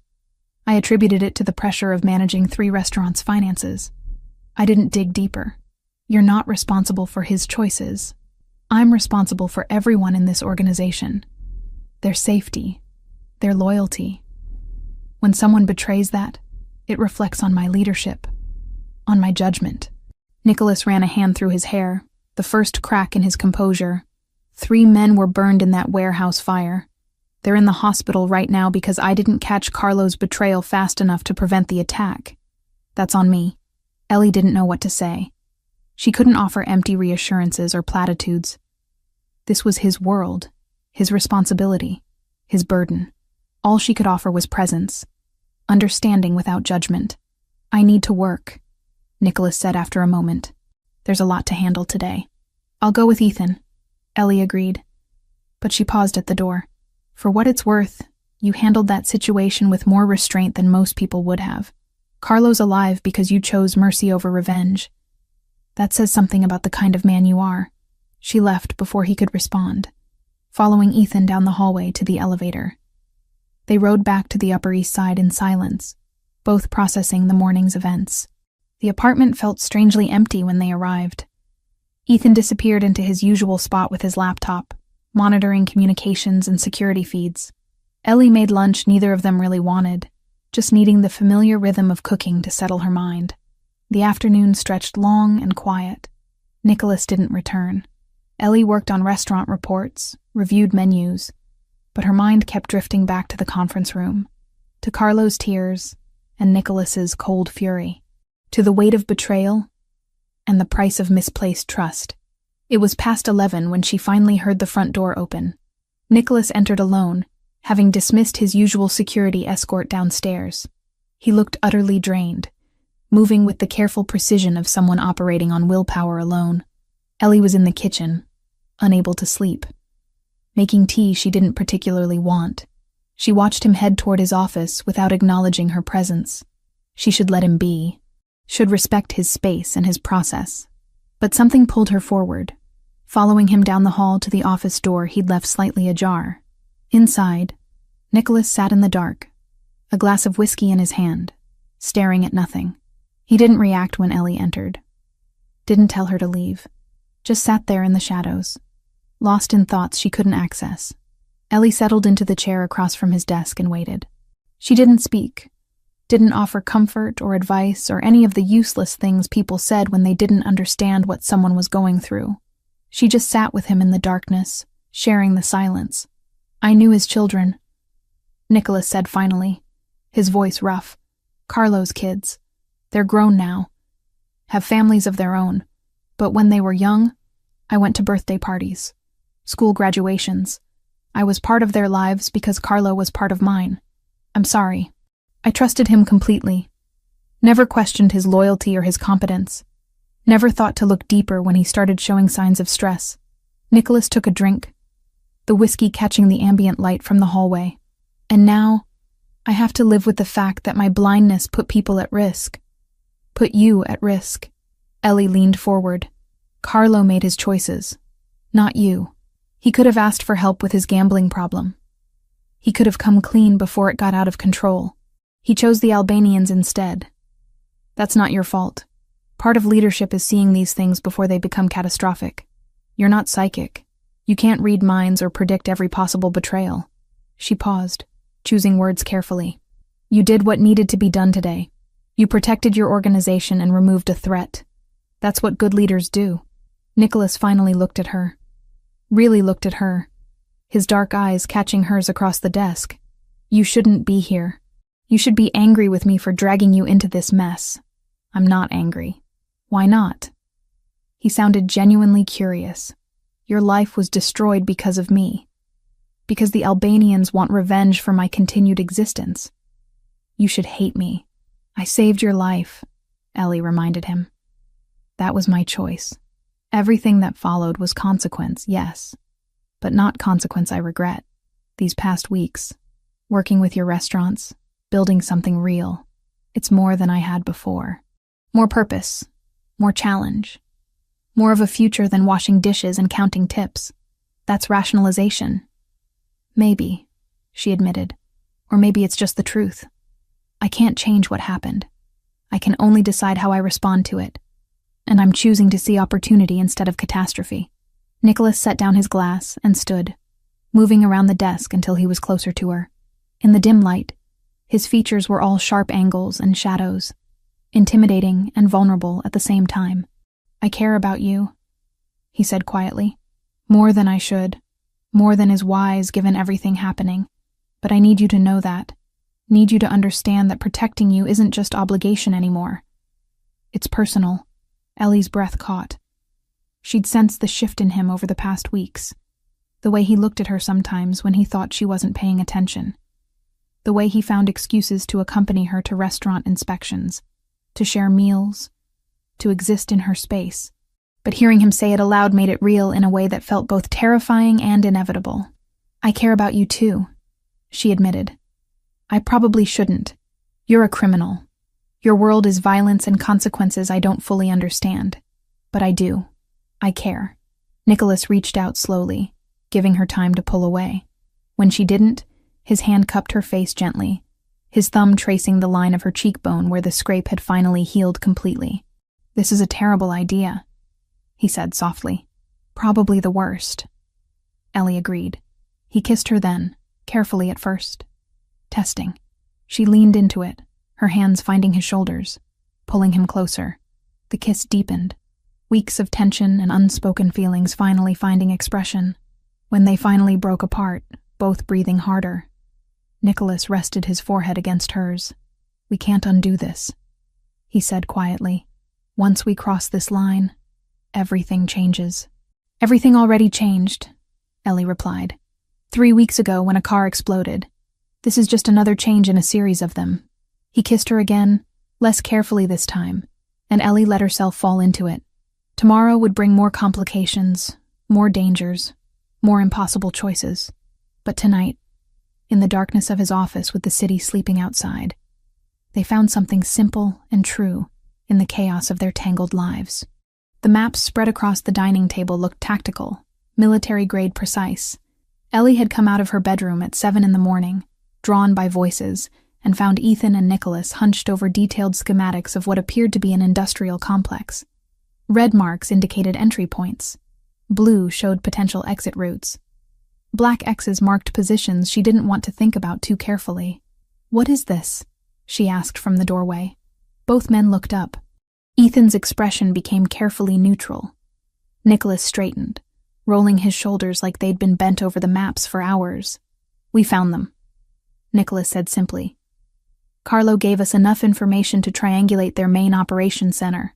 Warehouse complex in Queens, industrial area, mostly abandoned buildings. They've been using it as a base for the past 6 months. Ellie moved closer, looking at the map spread across expensive wood. And you're planning to attack it? Yes. The blunt honesty shouldn't have surprised her anymore.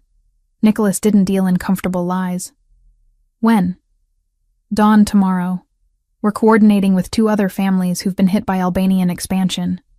Combined force of 20 men. Professional controlled operation. He pointed to different sections of the map. 3 entry points. Ethan commands 8 men here, covering the south exits. I take 12 through the main entrance. The Ricci family sends spotters to prevent civilian casualties if anyone wanders into the area. Ellie's stomach tightened. She'd known violence was part of his world, had witnessed the aftermath with the warehouse fire. But this was different. This was premeditated, planned, strategic warfare happening in her city while regular people slept. People are going to die, she said quietly. Probably. Nicholas met her gaze directly. Albanian combatants who've been trying to kill me, who've been threatening you, who've attacked my operations and injured my people. Yes, some of them will likely die tomorrow. And you're okay with that? I'm necessary with it, he corrected. There's a difference. I don't enjoy violence, Ellie. I don't take pleasure in it. But I'm willing to use it when other options have been exhausted. We've tried economic pressure. We've tried negotiation through intermediaries. They responded by escalating, by making this personal with that message at the warehouse. They're not interested in backing down, so we force the issue. Ellie circled the table, looking at the maps from different angles. What about police? FBI? Why not just give them this information and let them handle it? Because federal investigations take months. Because Albanian leadership would scatter before warrants were issued. Because by the time the system worked, if it worked at all, they'd have relocated and reformed elsewhere. Nicholas's voice remained calm, factual, and because this isn't about justice in a legal sense. This is about power, about sending a message that coming after us, after you specifically, costs more than they're willing to pay. So it's revenge. It's consequence, Nicholas said firmly. There's a difference. Revenge is emotional, disproportionate. Consequence is measured, strategic. We're not going there to murder everyone we find. We're going to capture their leadership, specifically Arben Krasniki, and force terms. Make him understand that continued hostility means total war with multiple families, which he cannot win. Ethan cleared his throat softly. Boss, we should review the timeline. Give us a minute, Nicholas interrupted, still watching Ellie. Ethan nodded and retreated to the kitchen, giving them space. Nicholas came around the table to stand closer to her. I know this isn't your world. I know it seems brutal and wrong by the rules you grew up with. But it's the reality of the situation we're in. The Albanians won't stop because we ask nicely. They won't stop because it's the right thing to do. They'll stop when continuing becomes too expensive, when they understand that their survival depends on leaving us alone.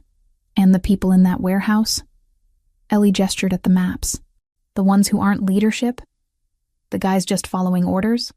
They'll have opportunity to surrender, Nicholas said. This isn't a massacre. It's a targeted operation. We want Arben alive. We want his lieutenants alive if possible. Anyone who drops their weapon and steps back walks away. But anyone who fights back will be met with appropriate force. Appropriate force. Such clinical language for violence and death. Ellie looked at the maps again, at the careful planning that had gone into this operation.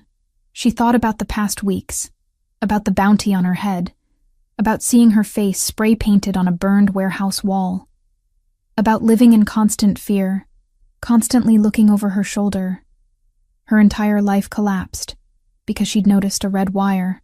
I don't want innocent people hurt, she said finally. Neither do I. That's why we're doing this at dawn, when the area is empty.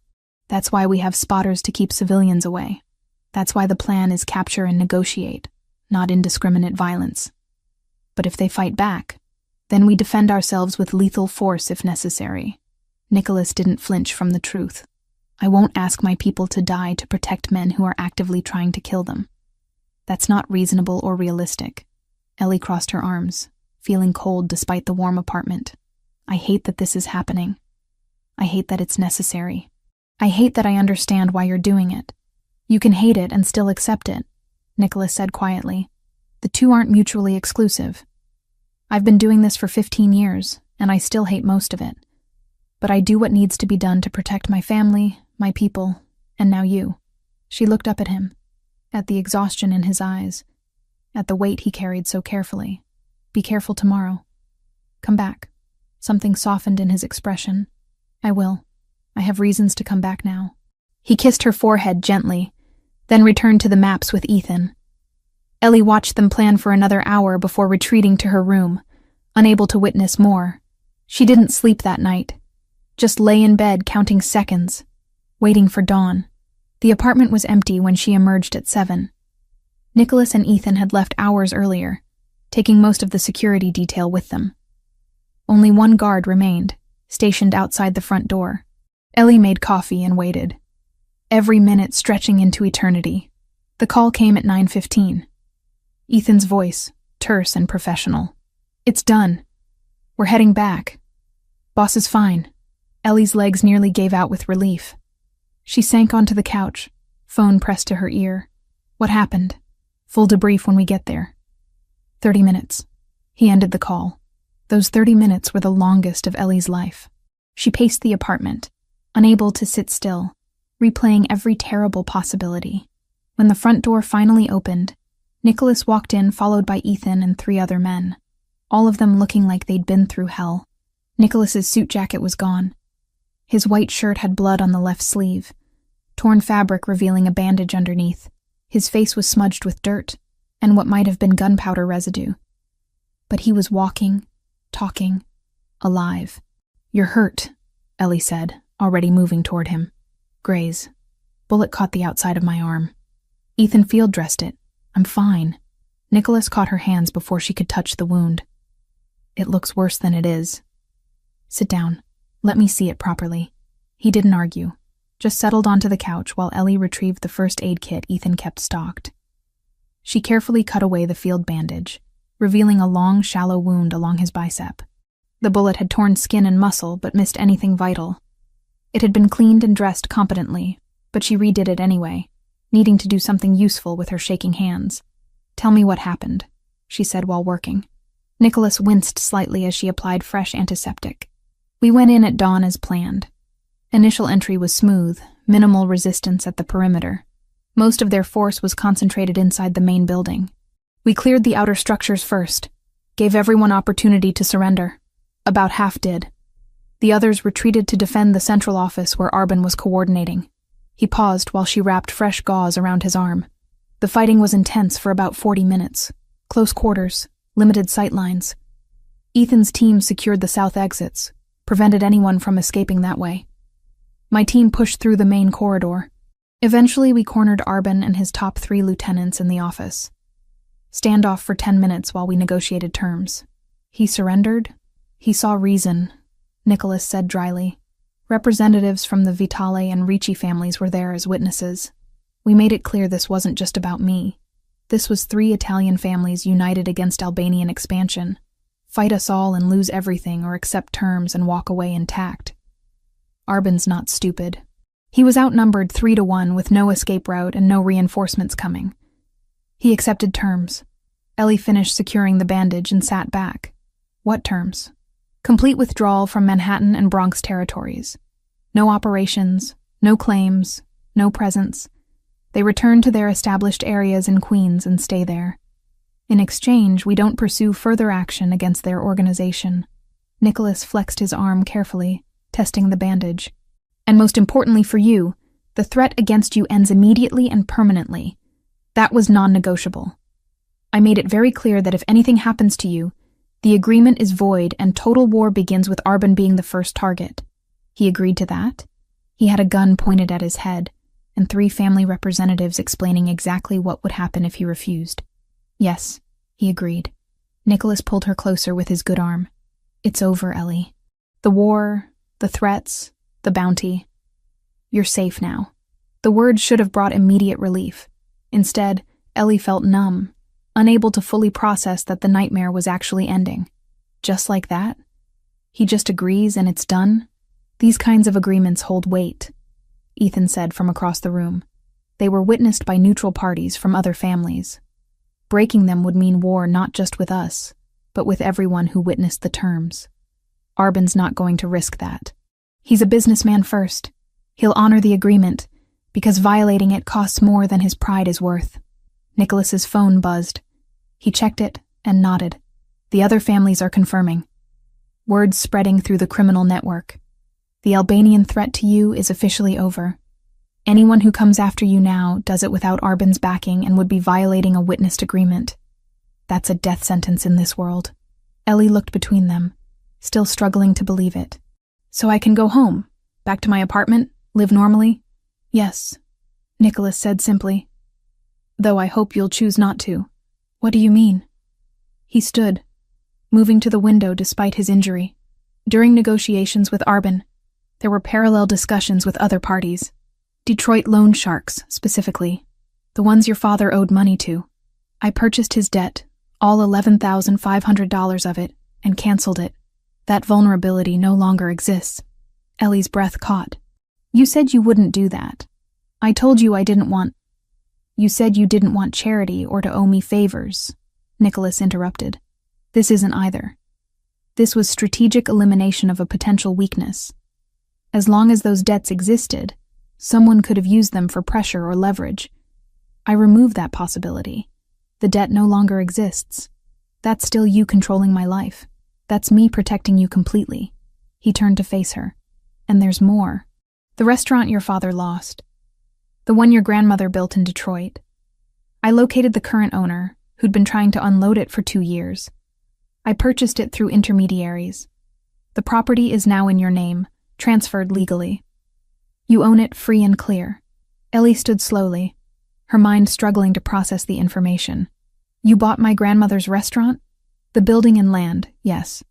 What you do with it is entirely your choice. Sell it, reopen it, tear it down and build something else. It's yours. She should have been angry, should have felt manipulated or controlled. Instead, she felt something crack open in her chest. A wound she hadn't realized she'd been carrying for 6 years. The restaurant her father had lost, the symbol of his failures and her family's destruction, was hers now. Not a burden anymore. A possibility. Why? Her voice came out rough. Because you deserved closure. Because that place meant something to you beyond money or property. Because I can give you that, and it cost me nothing compared to what you've sacrificed because of me. Nicholas crossed back to her.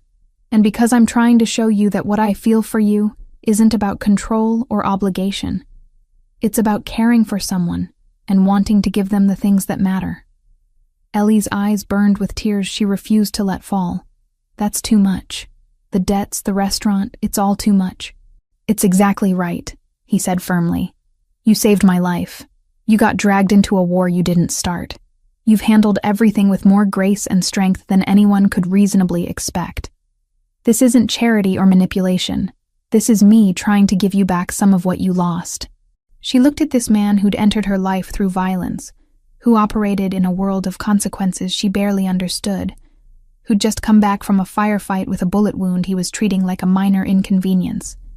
This dangerous, complicated man who was offering her freedom and closure wrapped in gestures that should have terrified her. My brother, Nicholas said quietly. Marco. I told you he died in a car bomb 5 years ago. I remember. I never found who ordered it. Never got justice or revenge or even understanding. I've carried that weight every day since, wondering if I'd been more careful, more paranoid, if I could have saved him. His dark eyes held hers. When that Mercedes exploded, and you were underneath me, debris raining down, I realized I had a chance I didn't get with Marco, a chance to actually protect someone who mattered, to not lose someone else to this life. I'm not your brother. No, but you're someone I care about. Someone who deserves better than living in fear and looking over her shoulder forever. So yes, I eliminated the debt and bought the restaurant. I'd do it again. I'd do more if I could. Ellie reached up and touched his face, feeling the roughness of stubble, the warmth of living skin. Thank you. For all of it, even though it terrifies me how much power you have to change my life with a few phone calls. That power only matters if I use it to help, not control. Nicholas covered her hand with his. I'm not trying to own you, Ellie. I'm trying to free you. She believed him. Maybe that was naive, maybe dangerous, but she believed the sincerity in his voice and eyes. So it's really over? The Albanians, the threats, all of it? It's over. You're safe. You can go back to your apartment if you want. Resume your life. Or, he paused, seeming uncharacteristically uncertain. Or you could stay. Keep working with the restaurants. Keep being part of this complicated mess we've built. The choice is entirely yours. Ellie looked around the expensive apartment that had been her cage and sanctuary for weeks. Looked at Nicholas with his bandaged arm and exhausted eyes.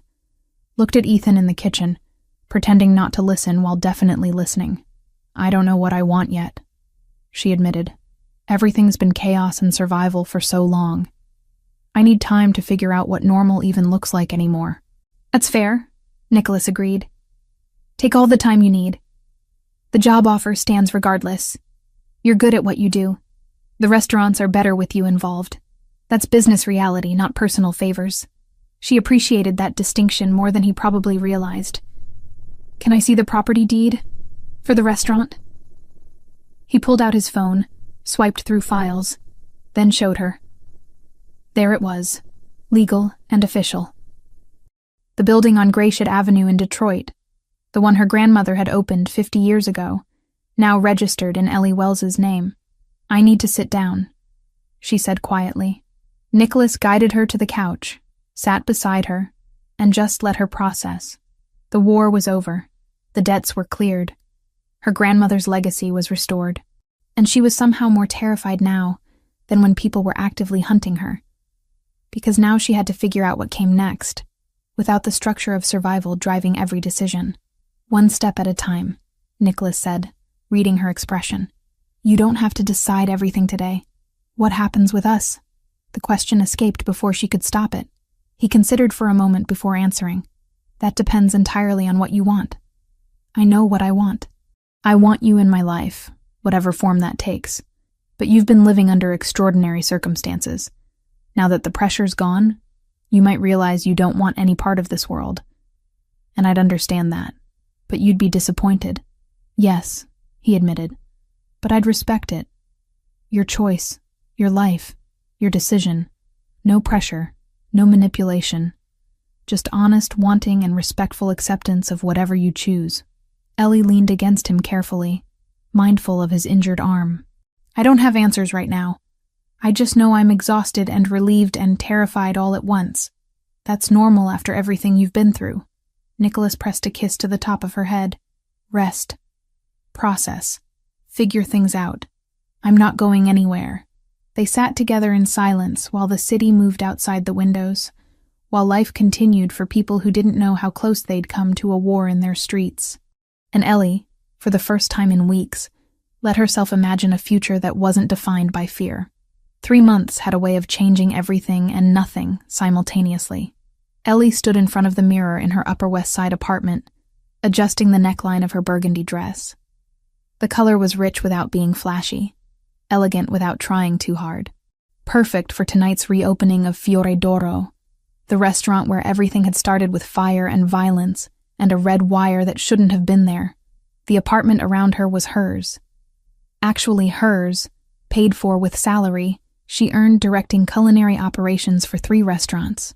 $2,800 a month in rent came out of her bank account like clockwork.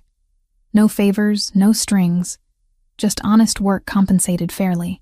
The space was smaller than Nicholas's place, obviously, but it had her furniture, her books, her grandmother's worn recipe cards framed on the kitchen wall. She'd moved out of the Upper East Side apartment 6 weeks ago, needing to prove to herself that she could exist independently in this new version of her life. Nicholas had helped with the move without complaint, never once suggesting she should stay in his protected bubble. He understood what she needed even when she couldn't articulate it clearly. Her phone buzzed with a text. "Downstairs. Take your time." Ellie grabbed her coat and bag, took one last look in the mirror, and headed down. The Blacktown car waited at the curb, Nicholas leaning against it in a charcoal suit that probably cost more than her entire wardrobe.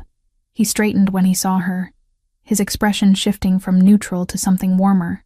"You look beautiful," he said simply. "You clean up okay yourself." She let him open the car door for her, sliding into the familiar leather interior. They'd fallen into this rhythm over the past months, working together during the day, restaurant inspections and menu planning and staff training. Dinners together most evenings, either at his place or hers, slowly building something that felt real instead of forged in crisis. The physical relationship had developed naturally, carefully, both of them aware that they were navigating complicated territory. Ellie had given her FBI deposition 7 weeks ago, a formal 3-hour interview with Nicholas's lawyer present. She described the valet, the red wire, the explosion, everything she could remember. The agents had been professional, almost sympathetic, clearly understanding she'd been caught in something beyond her control. The investigation into the car bombing had stalled after the Albanians withdrew from contested territories. Without active cooperation from surviving witnesses, and with the primary suspects having left the jurisdiction, the case remained open, but inactive. Ellie had been told they might need follow-up testimony if the case progressed, but she wasn't holding her breath. "Nervous?" Nicholas asked, as they drove through evening traffic. "A little," Ellie admitted. "It's strange going back there. Last time I was at Fiore d'Oro, someone tried to blow you up in the parking area. Different valet service now, he said dryly. Thoroughly vetted. The restaurant looked transformed. The explosion damage had been completely repaired and the entire facade renovated. New windows, new entrance, subtle lighting that made the building glow warmly against the darkening sky. A small crowd had already gathered outside, well-dressed people waiting for the doors to open. Ethan stood near the entrance, coordinating security with practiced discretion. 6 other men Ellie recognized from Nicholas's organization were positioned strategically around the perimeter, trying to look like regular guests, but fooling no one with their watchful eyes and obvious earpieces. Is all this security really necessary? Ellie asked as they approached. Probably not, Nicholas admitted. But it makes me feel better. Humor me. They entered together, Nicholas's hand resting lightly on the small of her back. The gesture was proprietary but not possessive, a statement more than a claim. People noticed. Of course they noticed. Nicholas Pellegrini arriving with a woman, treating her like she mattered, walking through the door together as equals, rather than boss and employee. The dining room sparkled. New fixtures, refinished floors, tables set with linens so white they almost glowed. The kitchen, visible through the open window, showed gleaming equipment and chefs already working with choreographed precision. Antonio was there, leading the team Ellie had trained over the past months. He caught her eye and nodded respectfully. "Miss Wells," the hostess greeted warmly. "Mr. Pellegrini, your table is ready." They were led to a private corner table with a view of both the dining room and the street outside. Ellie could watch the organized chaos of opening night while maintaining some semblance of privacy. Nicholas held her chair, waited until she was settled before taking his own seat. The restaurant filled quickly. Ellie recognized some faces from the other Pellegrini establishments. Others were clearly from Nicholas's world, men and women who moved with that particular awareness that came from living in dangerous circles. They nodded respectfully to Nicholas, their eyes lingering curiously on Ellie before moving on. No one approached the table, no one interrupted. "They're speculating about us," Ellie observed quietly. "Let them speculate." Nicholas poured water from the carafe on their table. "What we are is our business, not theirs." "And what are we exactly?" He looked at her directly, his dark eyes serious. "We're 2 people who found each other in the worst possible circumstances and decided to build something real anyway. We're partners, equals. Whatever labels you want to put on it, that's the foundation." A waiter appeared with wine, the good stuff from the reserve list Ellie had personally curated. They went through the ritual of tasting and approving, then ordered dinner. Antonio had prepared a special tasting menu for tonight, showcasing techniques Ellie had helped him rediscover. Traditional preparations elevated with modern precision. The first course arrived, a simple caprese that was anything but simple. Buffalo mozzarella so fresh it still held warmth, tomatoes at perfect ripeness, basil that smelled like summer. Ellie took a bite and nodded with satisfaction. This was what food should be. Honest, excellent, unpretentious. "You've done amazing work with these restaurants," Nicholas said, watching her enjoy the food. "Revenue is up across all 3 locations. Customer satisfaction scores improved significantly. You've built something real here." "We built it," Ellie corrected. "You gave me the platform and resources. I just used them well. Don't diminish your contribution. You're genuinely talented. The restaurants were profitable before, but they're exceptional now. That's your doing." The praise warmed her more than it probably should. She'd spent so much of her life feeling like she was falling short, chasing dreams that stayed perpetually out of reach.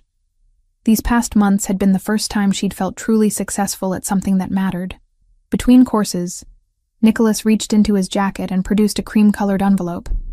He set it on the table between them, not offering it yet, just letting it exist there. "What's that?" Ellie asked. "Something I should have given you weeks ago, but the timing never felt right." He slid it across the white tablecloth. "Open it." Ellie picked up the envelope carefully, feeling the weight of quality paper. Inside was a single document, folded once. She opened it and read, her breath catching as the words registered. Property deed. The address on Gratiot Avenue in Detroit. Her grandmother's restaurant. The one her father had lost. The one Nicholas had purchased weeks ago. But the document was dated yesterday. Transfer of ownership from Nicholas Pellegrini to Ellie Marie Wells. You already told me you bought it, she said, voice tight with emotion. Weeks ago. I bought it, yes. But it's been in legal limbo while we handled the paperwork properly. As of yesterday, the transfer is complete. The property is legally yours, free and clear. No mortgage, no liens, no strings. You own it outright. Ellie stared at the deed, at her name printed in official legal text. The building her grandmother had opened in 1973. The place where her mother had grown up, where her father had worked before addiction destroyed everything. The symbol of her family's rise and catastrophic fall. Now it was hers. Not a burden anymore. A possibility. I don't know what to say. Her eyes burned, but she refused to let tears fall in public. You don't have to say anything. It's yours to do with as you please. Sell it if you want. Reopen it if that interests you. Demolish it and build condos. The choice is entirely yours. I'm giving you the property, not expectations about what you do with it. Why? The question came out rougher than intended. Why do this? The debts were one thing, strategic elimination of vulnerabilities. But this is personal. This is my history, my family, my pain. Why invest in that? Nicholas leaned forward, his full attention focused on her. Because that restaurant represents everything you've overcome. Your grandmother's courage coming to a new country. Your family's hard work building something from nothing. Even your father's failures. They're part of the story. That building holds your history, good and bad. You deserve to own that history instead of being owned by it. He paused, seeming to choose his words carefully. My brother Marco died 5 years ago. Car bomb, just like they tried with me. I never got closure. Never got justice or even understanding. I've carried that weight every day since, wondering if I could have prevented it somehow. His eyes held hers, raw honesty in his expression. When you pulled me away from that Mercedes, when you saved me from the same fate, it changed something. It made me realize I could actually protect someone who mattered. Could prevent loss instead of just mourning it. You gave me that chance. This restaurant, clearing your father's debts. These are ways of honoring that, of showing gratitude not with words, but with actions that matter. Ellie's throat tightened. She'd known about Marco, but Nicholas rarely spoke about him directly. Hearing the pain in his voice, understanding how her instinctive action 3 months ago had meant more than just saving a life, it recontextualized everything. I don't know what I'll do with it yet, she said quietly, folding the deed carefully. But thank you for seeing what this means, for not just throwing money at problems, but understanding what actually matters. You're welcome. They finished dinner slowly, savoring each course. Antonio had outdone himself. Every dish was technically perfect, but more importantly, it had soul. The kind of food that reminded you why you loved eating, why cooking was art as much as craft. Other diners approached their table periodically, business associates offering congratulations on the reopening, representatives from other families paying respects. Everyone was polite, deferential, carefully not mentioning Ellie directly, but clearly registering her presence beside Nicholas. She was being seen, acknowledged as someone who mattered in his world. It should have terrified her, probably should have sent her running. Instead, it felt oddly natural. She'd earned her place here through competence and survival. She wasn't Nicholas's accessory or trophy. She was her own person who happened to be building a life that intersected with his. After dinner, Nicholas led her to a private door at the back of the restaurant. I want to show you something. They climbed a narrow staircase to the roof. Ellie hadn't known the building even had roof access. At the top, a small terrace had been constructed, complete with wrought iron railing and potted plants that would probably die come winter. The view stretched across Manhattan, lights glittering in every direction, the city alive and infinite. This wasn't here before, Ellie said, taking in the space. Addition during renovations. I thought the building should have somewhere peaceful, somewhere you could see the whole city, and remember you're part of something bigger. Nicholas stood beside her at the railing, both of them looking out at the urban landscape. It's beautiful. They stood in comfortable silence, the sounds of the city filtering up from below. Car horns, distant sirens, the general hum of millions of people living their lives. Ellie thought about how different her life was now compared to 3 months ago. Different from a year ago. Different from any version of the future she'd imagined for herself. "I never expected this," she said finally. "Any of this. Working with restaurants at this level. Having actual authority and respect. Being with someone like you. Someone like me," Nicholas repeated with slight amusement. "A criminal, you mean? Someone powerful. Someone who operates in a world I don't fully understand. Someone dangerous." She looked at him directly. "But also someone thoughtful. Someone who keeps his word. Someone who's capable of gentleness despite living in violence. I'm not good," Nicholas said quietly. "I want to be clear about that. I've done things you don't know about and shouldn't know about. I've made choices that hurt people, sometimes permanently. I'm not a hero or a good man struggling against circumstances. I'm what I am, and what I am includes darkness. You're better off not examining too closely." "I know," Ellie said simply. "I'm not naive about who you are or what you do. But I also know who you are with me, how you've treated me. The respect you've shown even when you had all the power and I had none. That matters too. Does it matter enough?" The question was vulnerable in a way Nicholas rarely allowed himself to be. "Enough for you to stay? To keep building this thing between us?" Ellie considered carefully before answering. "I spent 3 years in New York before I met you. Working terrible hours for bad pay, barely scraping by, with no real future except more of the same. I was surviving but not living. Not really." She gestured at the city around them.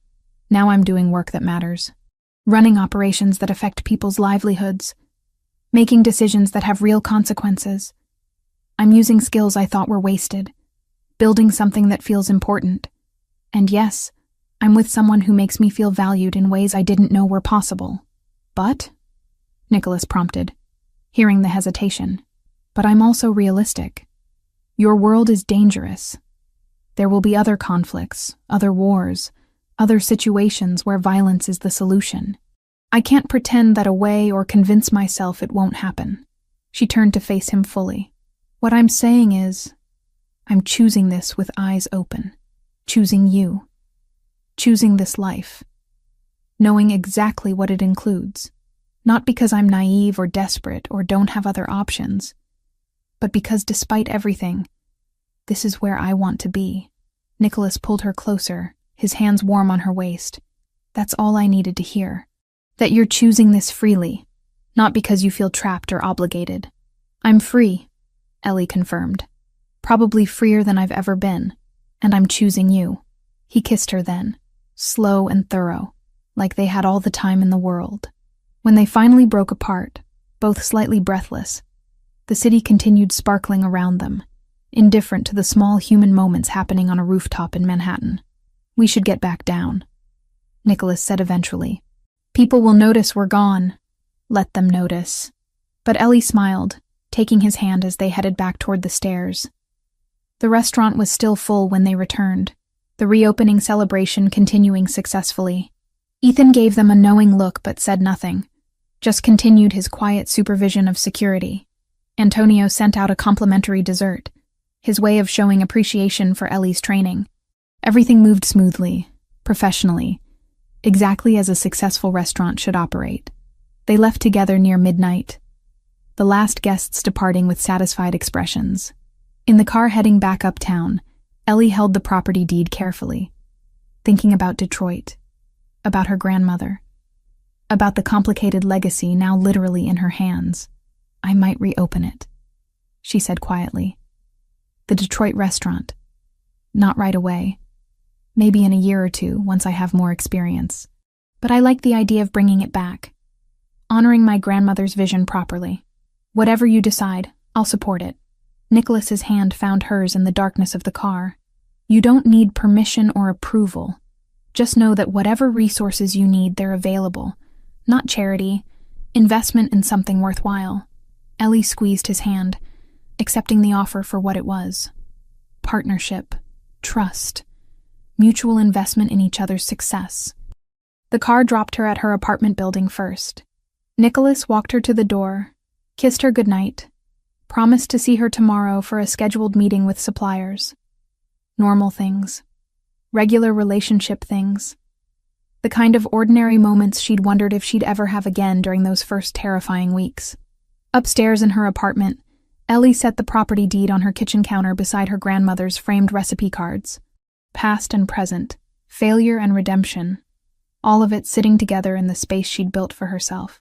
She made tea she didn't really want, just needing the ritual.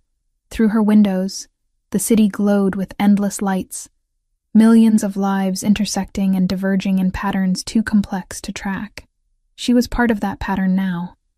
Not just surviving in the margins, but actively participating, building, creating something meaningful. 3 months ago, a car had exploded because she'd noticed something wrong.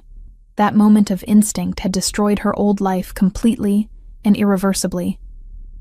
But it had also opened doors she'd never known existed, given her opportunities she'd never have found on her own, connected her with someone who saw her value when she'd felt invisible. It wasn't a fairy tale. Nicholas wasn't a prince, and she wasn't a rescued princess. They were two complicated people who'd found each other through violence and chosen to build something real from those ashes. It was messy and imperfect, and sometimes morally complicated. But it was honest.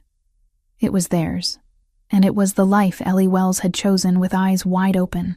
She finished her tea and prepared for bed, already thinking about tomorrow's meetings, next week's menu revisions, the 1,000 small decisions that made up her new normal.